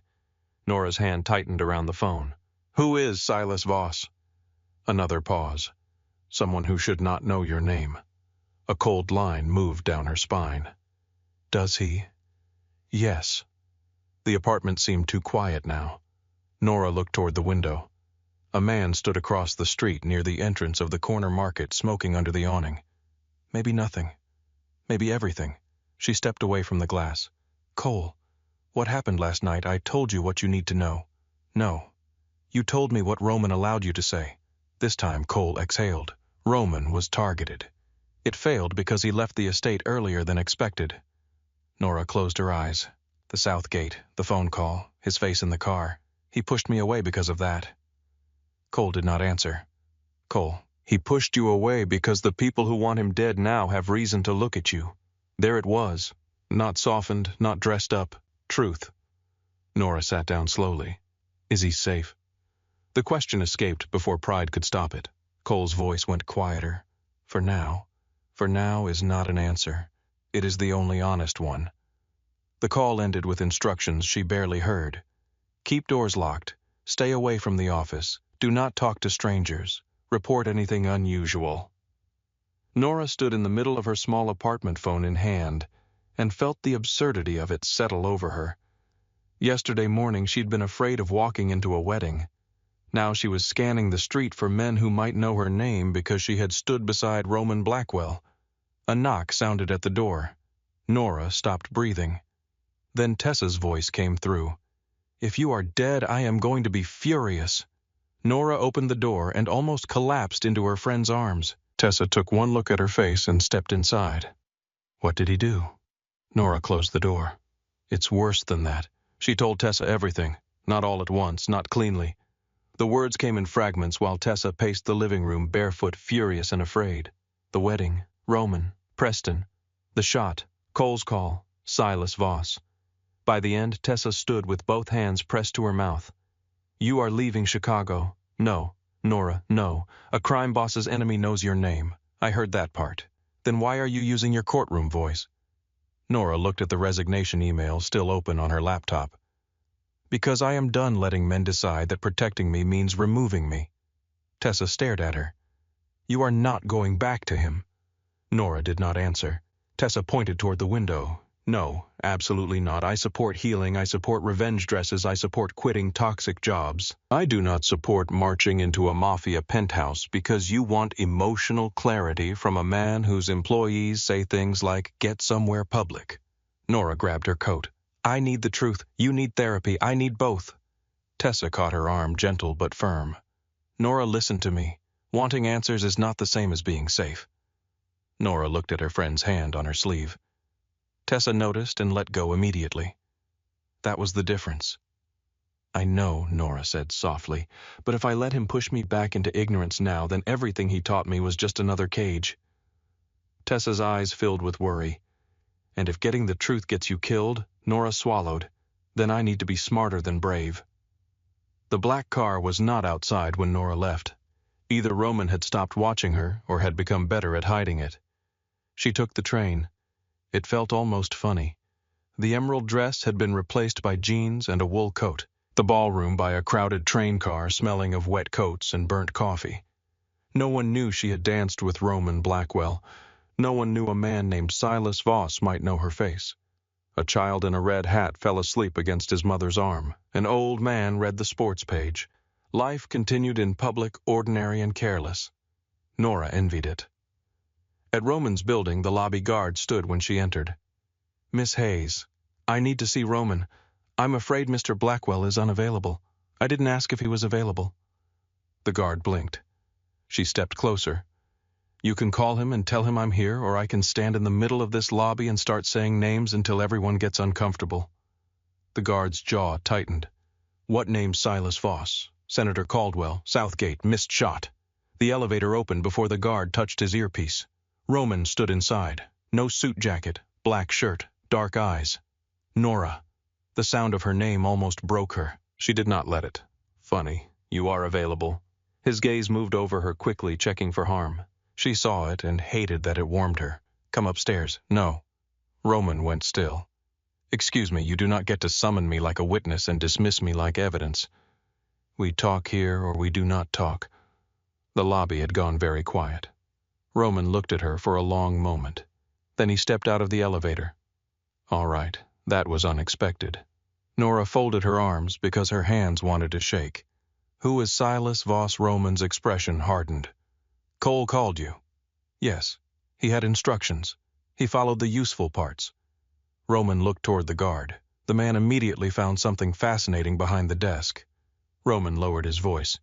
"Silas Voss runs what is left of the old West Side cruise. Guns, pills, debt collections. He has been pushing into my territory for 6 months. And the Caldwells."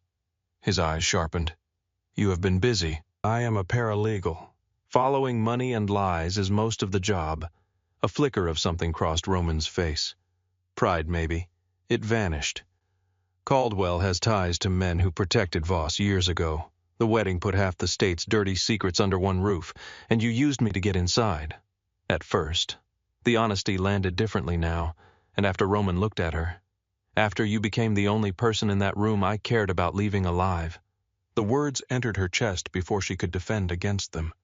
She looked away. "That is not enough." "I know. No, I don't think you do. You cannot train me to stand up straight, then punish me when I stand up to you."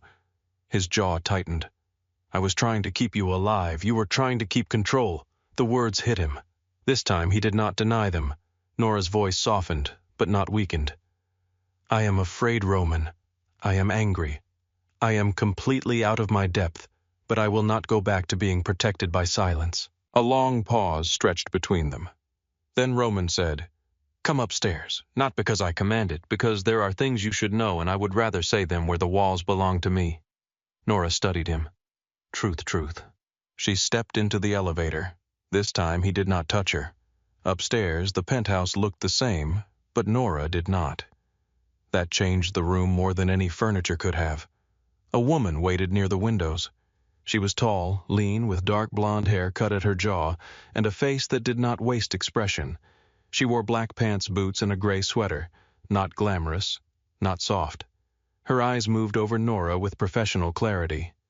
Roman said Sophia Kane. Sophia nodded. "Nora Hayes.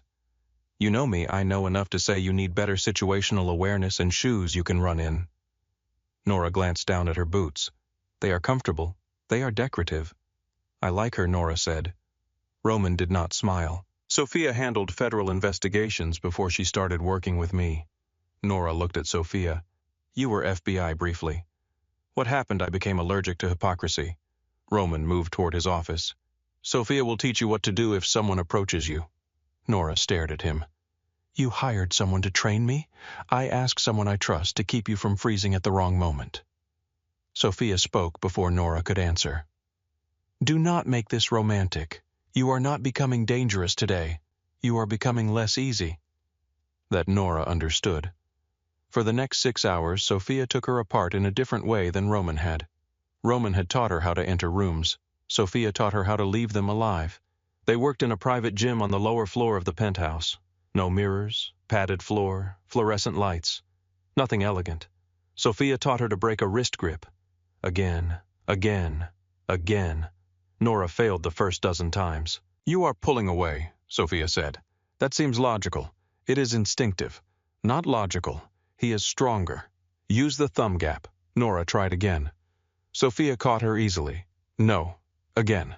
This time Nora stepped and tore her wrist free. Sophia nodded. "Better." Nora breathed hard. That would work sometimes. Against one grip, in 1 second. If you do not panic. That is not reassuring. Good. Reassurance gets people killed.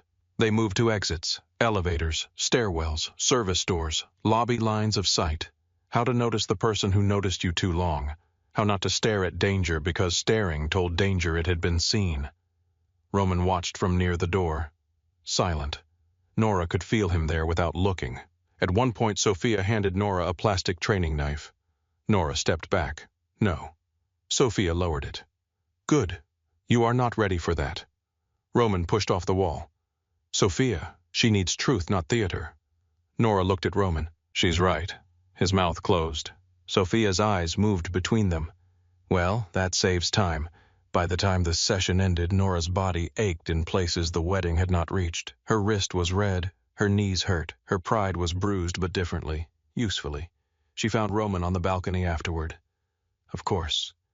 The city below was beginning to glow. The lake was dark beyond the glass. He stood with his hands on the railing, the same posture as before, but now Nora knew how much of him was locked behind it. She stepped beside him. "I am not glass, I know. You act like you don't. I act like everything I touch becomes a target." Nora watched the lights across the water. "That sounds lonely." Roman let out a breath that was almost a laugh. "It is efficient. No, it is lonely. You just made loneliness wear a better suit." He turned his head. "You make a habit of walking directly into dangerous places. I learned from you. That is not funny. I know." The quiet between them softened. Roman's voice lowered. "I did not sleep after you left." Nora's fingers tightened on the railing. "Neither did I. I wanted to come after you. Why didn't you? Because I thought letting you hate me might keep you safer." Nora looked at him, and now his eyes held hers. "Now I know you are too stubborn to survive on hatred alone." The corner of her mouth moved despite herself. "That may be the nicest thing you've said to me. It was not meant as a compliment. It still worked." For a moment he almost smiled. Then Cole entered the living room behind them. Roman saw his reflection in the glass and turned at once. Cole's face was grim. "We have a problem." The softness vanished. Roman stepped inside. Nora followed. Cole glanced at her, then at Roman. Roman said, "Speak." Voss grabbed Matteo outside Cicero. "He is moving product through the Calumet warehouse tonight. Word is he wants you to come personally." Roman's expression went still. A trap. Yes. Who else knows? Only the inner crew. Nora watched the room change around the men. The air tightened. The penthouse became less home, less fortress, more command center. Roman looked at Sophia. "Keep her here." Nora's head turned. "Do not start." Roman faced her. "This is not a conversation. You promised truth. And the truth is you are not coming near this." Sophia stepped in. "He is right." Nora looked at her. Sophia's face was calm. "You can hate it and still hear it. 6 hours of training does not make you useful in a gunfight." Nora's anger burned, but it did not blind her. That was new. She looked at Roman. "I am not asking to come." His eyes searched hers. "Good, but do not lie to me when you come back." Something moved in his face. "When I come back," he said. Nora heard the correction. She also heard the promise beneath it. Roman left within 20 minutes. The penthouse filled with motion. Men arrived and disappeared. Cole checked weapons in silence. Sophia made calls near the window. Roman changed into black and looked less like a man than a decision no one could stop. Before he walked out, he came to Nora. Not close enough to touch. Nora. She wanted to say be careful. It sounded too small, so she said, "Come back with the truth." Roman's eyes held hers. "I will." Then he was gone. For nearly an hour, Nora stayed where she had promised to stay. She sat in the living room with Sophia, listening to the quiet after violence had left the building. Sophia watched the security monitors. Nora watched Sophia watch them. Then Cole's voice came through Sophia's earpiece. Nora could not hear the words, but she saw Sophia's face change. What Nora asked. Sophia raised a hand, listened, then swore under her breath. Nora stood. What happened?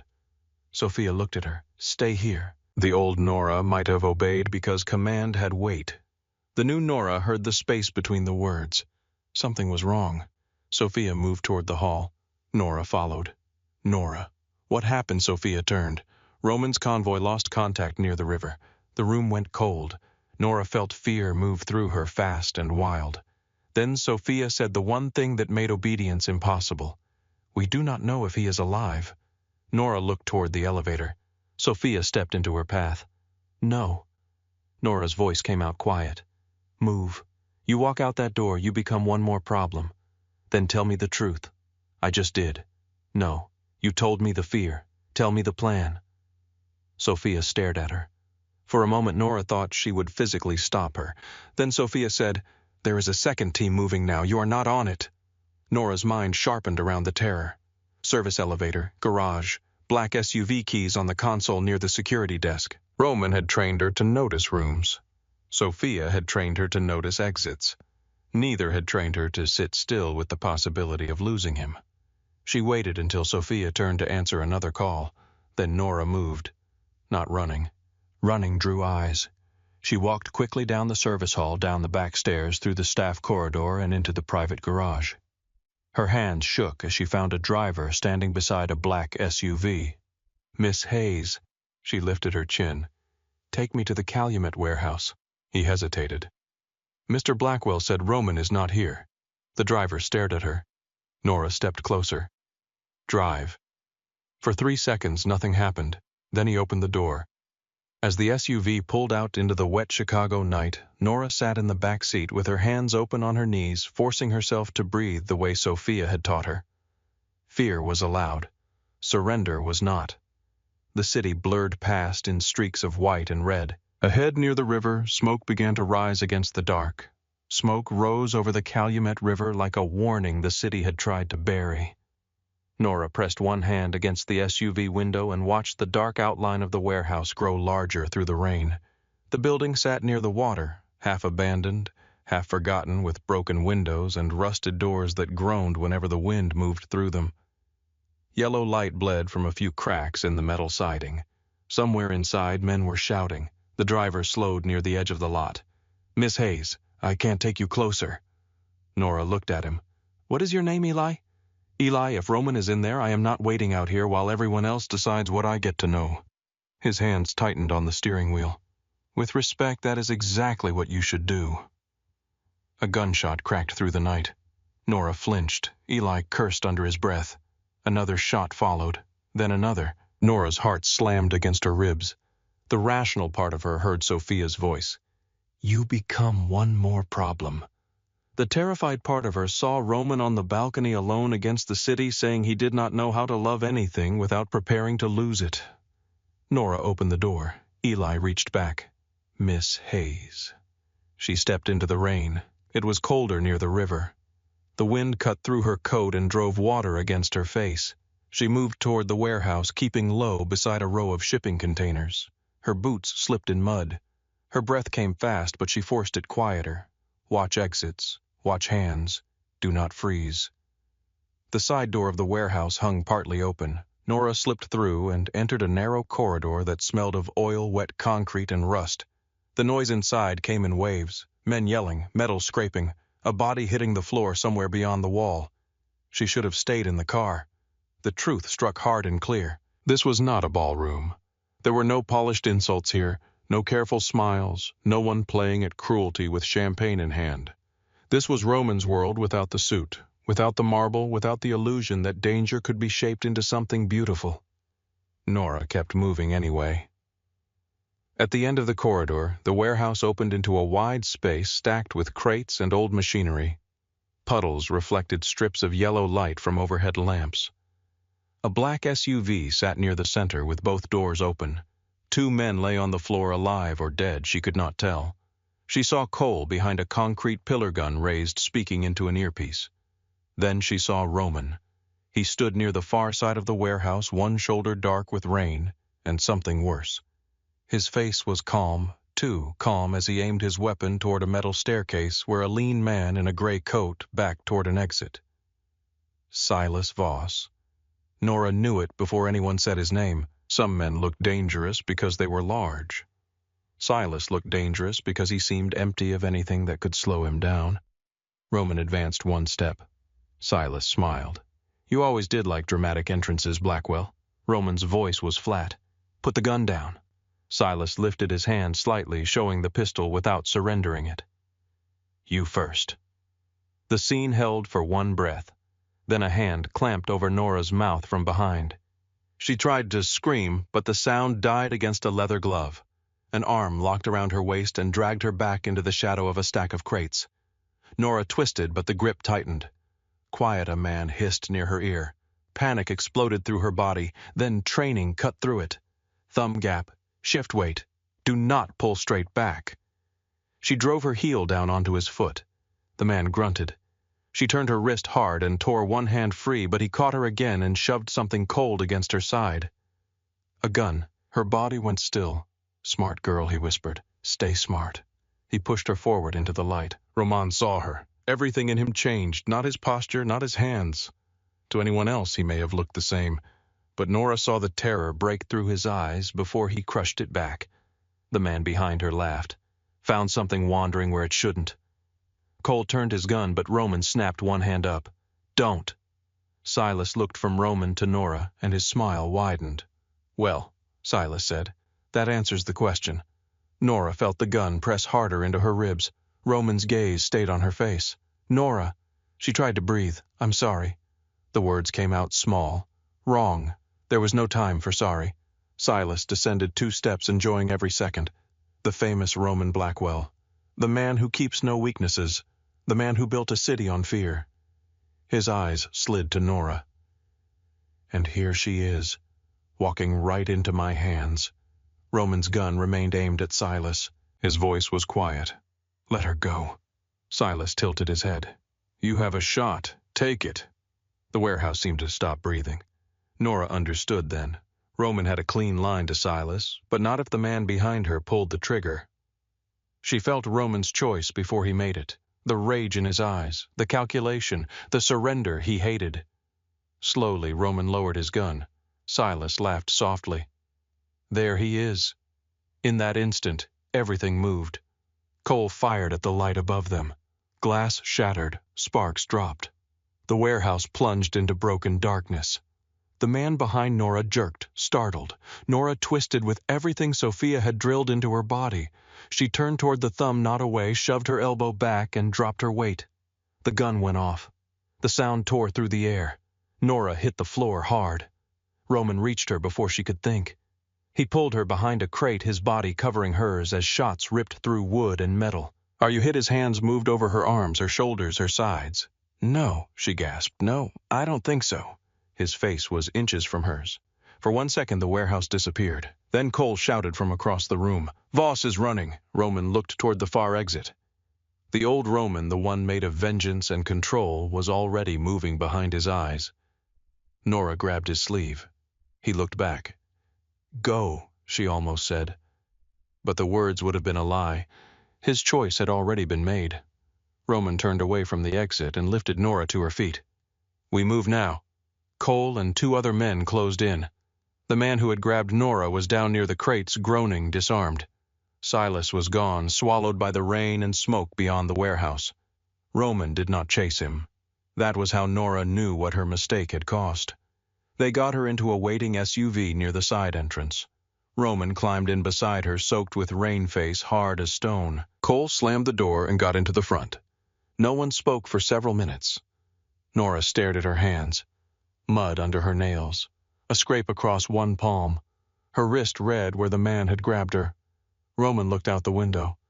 The distance between them felt worse than anger. At last, Cole turned from the front seat. His face was pale with fury. "What the hell were you thinking?" Nora flinched, but she did not look away. Roman said, "Cole." "No." Cole's voice cracked like a whip. She needs to hear this. We had a plan, we had positions. Then she walks in and becomes leverage. Nora swallowed. I know. You know now. Knowing after the bullet is not strategy. Roman's jaw tightened. That's enough. No, it isn't, Nora said. Roman turned to her. She made herself meet his eyes. He's right. The rain hammered the roof. Nora's voice shook, but she kept going. I thought being shut out meant I had to force my way in. I thought if I stayed behind, I was letting you decide for me again, but I did not help. I made you choose. Roman's expression moved. Pain, not anger. I was always going to choose you. That is the problem, she whispered. Tonight that almost got someone killed. Cole looked away first. Roman said nothing. When they reached the safe house, Sophia was waiting in the doorway. She took one look at Nora and said, You are alive. Nora nodded. Sophia stepped closer, then slapped her. Not hard enough to injure, hard enough to shock. Roman moved. Sophia pointed one finger at him. Don't. Nora held her cheek stunned. Sophia's eyes burned. That was for confusing panic with courage. Nora's throat tightened. I deserved that. Yes. Sophia's voice softened by a fraction. Now sit down so I can check if you are bleeding. The safe house was not like Roman's penthouse. It was plain and spare with reinforced windows, old furniture, and the smell of coffee that had been burning too long. Sophia cleaned the scrape on Nora's palm. Cole paced in the kitchen. Roman stood near the door, silent and unreachable. Nora watched him over Sophia's shoulder. He's hurt. Sophia did not look up. His shoulder. Graze. He refused treatment until you were checked. Nora closed her eyes. Of course he did. After Sophia finished, Nora found Roman outside on the back porch. The rain had softened to mist. He stood beneath the overhang shirt collar, open blood darkening the fabric near his shoulder. Roman. He did not turn. You should let Sophia look at that. It's nothing. Don't lie to me. That made him turn. The porch light carved shadows under his cheekbones. He looked exhausted in a way she had never seen before. I watched a gun press into your side, he said. For 3 seconds, the entire world became that one place. Nora stepped closer. I'm sorry. His laugh was quiet and broken. I know. I needed the truth, but I chose the wrong way to demand it. Roman looked at her for a long moment. I taught you to walk into rooms like you belonged in them. I forgot to teach you that some rooms are built to kill everyone inside. You tried. No, he said. I ordered. I pushed. I decided. Then I called it protection because that sounded better than fear. Nora's eyes burned. What happens now? Roman looked toward the river beyond the trees. Silas is alive. He lost the shipment, 3 men and enough money to wound him. But he is alive. And the Caldwells. His mouth tightened, still pretending their hands are clean. Nora thought of Preston in the ballroom warning her about Roman as if his family had not built ladders out of other people's backs. I might be able to help. Roman's face hardened immediately. Nora. No guns, no warehouse, no heroic stupidity. She stepped closer. Paper. He went still. I worked family law, but money leaves patterns in every kind of case. Shell companies, property transfers, charitable donations, custody fights with hidden income. People think paperwork is boring, so they get careless there. Roman studied her. You want to follow Silas through documents. I want to follow Caldwell. The name sat between them. Roman did not say no. That was enough. For the next 3 days, Nora slept little. Not at Roman's penthouse, not at her apartment. The safe house became a strange middle ground filled with coffee legal pads, laptops, and men who spoke quietly when she entered until they learned she was not leaving. Roman gave her access to files he had gathered for years. Campaign donations, hotel records, old property deals, consulting contracts routed through clean hands and dirty companies. Nora read until her eyes burned. She found the first thread in a foundation donation tied to Vivian Caldwell's charity, the second in a warehouse lease signed by a company with no employees, the third in a campaign vendor payment that passed through 2 shell entities before landing near a Voss-controlled account. By dawn on the 4th day, the map covered an entire wall. Nora stood before it, barefoot, hair loose, coffee cold in her hand. Roman came in quietly. You should sleep. You say that when you don't know what else to say. I say it because you are swaying. She pointed at the wall. Senator Caldwell did not just look away from Silas, he benefited from him. Money came in through consulting firms during 2 campaign cycles. Then city contracts went to companies tied to Voss. This is not rumor. This is paper. Roman moved beside her. His eyes followed the lines. Nora continued. If this goes to the right federal contact, Caldwell becomes toxic by morning. Voss loses political cover. Banks freeze. Donors run. Everyone starts protecting themselves. Roman looked at her. Who taught you to be terrifying? She looked back. You did. For once, he smiled without hiding it. Sophia sent the evidence to a federal contact who owed her more truth than loyalty. Cole moved against Voss's accounts. Roman's people intercepted 2 shipments before they left the city. By the end of the week, Senator Caldwell's name appeared on every major news channel in Chicago. Not convicted. Not yet. But exposed. A man could survive guilt in politics. He could not survive becoming inconvenient. Preston called Nora once. She stared at his name on the screen until it stopped ringing. Then she blocked him. Silas Voss tried to leave Chicago 2 nights later. Roman found him at a private airfield outside Aurora. Nora was not there. That was the agreement. She waited at the safe house with Sophia sitting at the kitchen table, one hand around a mug of tea she did not drink. When Roman returned near dawn, his coat was wet with rain. There was no blood on him. Nora stood. Is it done? Roman's eyes held hers. Yes, she did not ask for details. He did not offer them. That was not ignorance. It was a boundary both of them could live with. Later, when the others had gone quiet and the sky began to pale, Roman found Nora in the living room. She was looking at the city through a window with bars hidden inside the frame. I love you, he said. No warning, no performance, no strategy. Nora closed her eyes. The words did not feel like victory. They felt like weight. When she turned, he was standing several feet away, giving her room to reject him. I love you, he said again, and I do not know how to do that without wanting to lock every door between you and danger. Nora's voice came softly. I love you too. His breath changed. But that is not enough, she said. Roman nodded once. I know. If we do this, I need truth. Not every detail of every dark thing, but no lies that decide my life for me. You will have it. I need choice. Yes, and you need to understand that I will not prove my strength by running into bullets again. Something in him loosened. I need that very much. Nora crossed the room slowly. He did not move until she reached him. Then his hands came to her face with a tenderness that made her chest ache. I thought loving you meant keeping you untouched by my world, he said. Nora covered his hand with hers. No. Loving me means letting me stand beside you without making danger the only language between us. He bent his forehead to hers. For once, Roman Blackwell had no answer ready. That made the kiss honest. Spring came late to Chicago that year. By April, Nora had moved into a different apartment. Not Roman's penthouse, not her old place with the cracked window.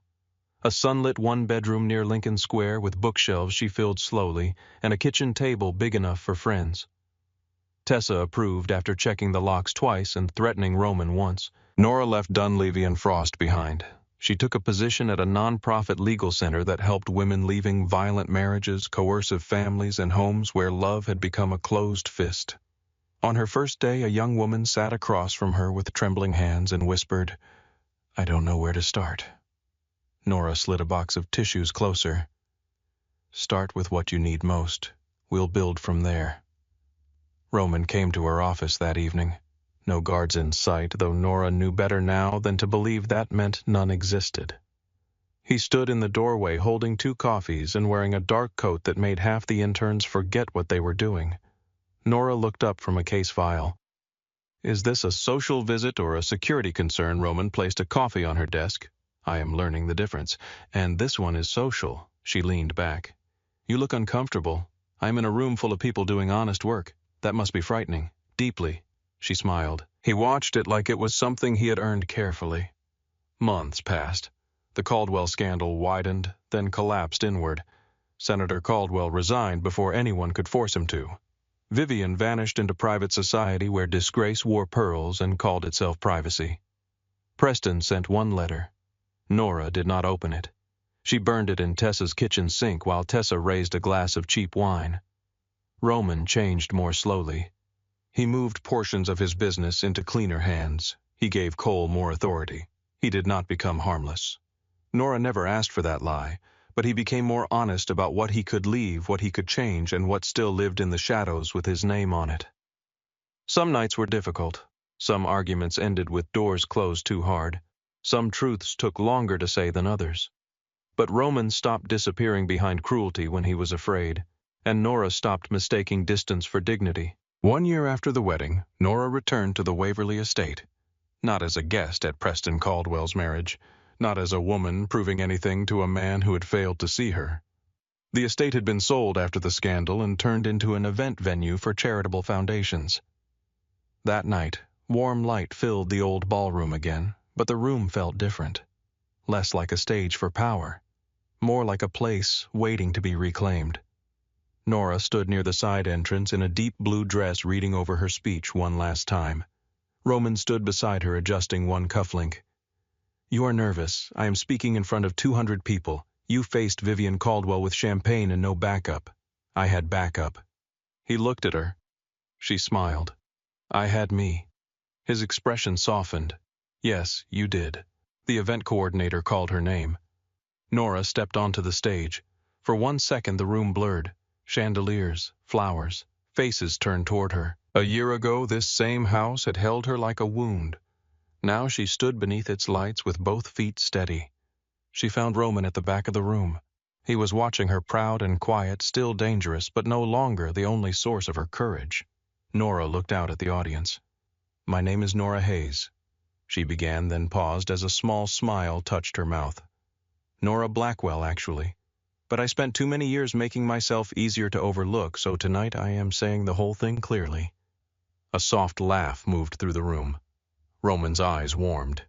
Nora continued. "I came to this estate once because I wanted someone else to regret losing me. I came back tonight because I finally understand that being chosen means very little if you abandon yourself to earn it." The room went quiet. Not empty quiet. Listening quiet. Nora breathed in. And for the first time in her life, she did not ask the floor, the room, or anyone in it for permission to stand there. After the speech, Roman found her beneath the stone archway outside. The rain had stopped. The night smelled like wet roses and lake wind. He took her hand and kissed her knuckles. "You own the room." Nora looked back through the windows at the lights, the people, the place where an old version of her had finally been laid to rest. Then she looked at him. "No," she said. "I belonged in it." Roman smiled. Not like a weapon, not like a warning. Like a man who had spent his life building walls and had finally learned the difference between a fortress and a home. Nora squeezed his hand. They walked down the marble steps together into the Chicago night, not performing for anyone, now not proving anything, not running from the dark. The city waited below them, dangerous and bright. This time, Nora did not feel small beside it. She felt seen. She felt chosen. And more than anything, she felt like she had finally chosen herself.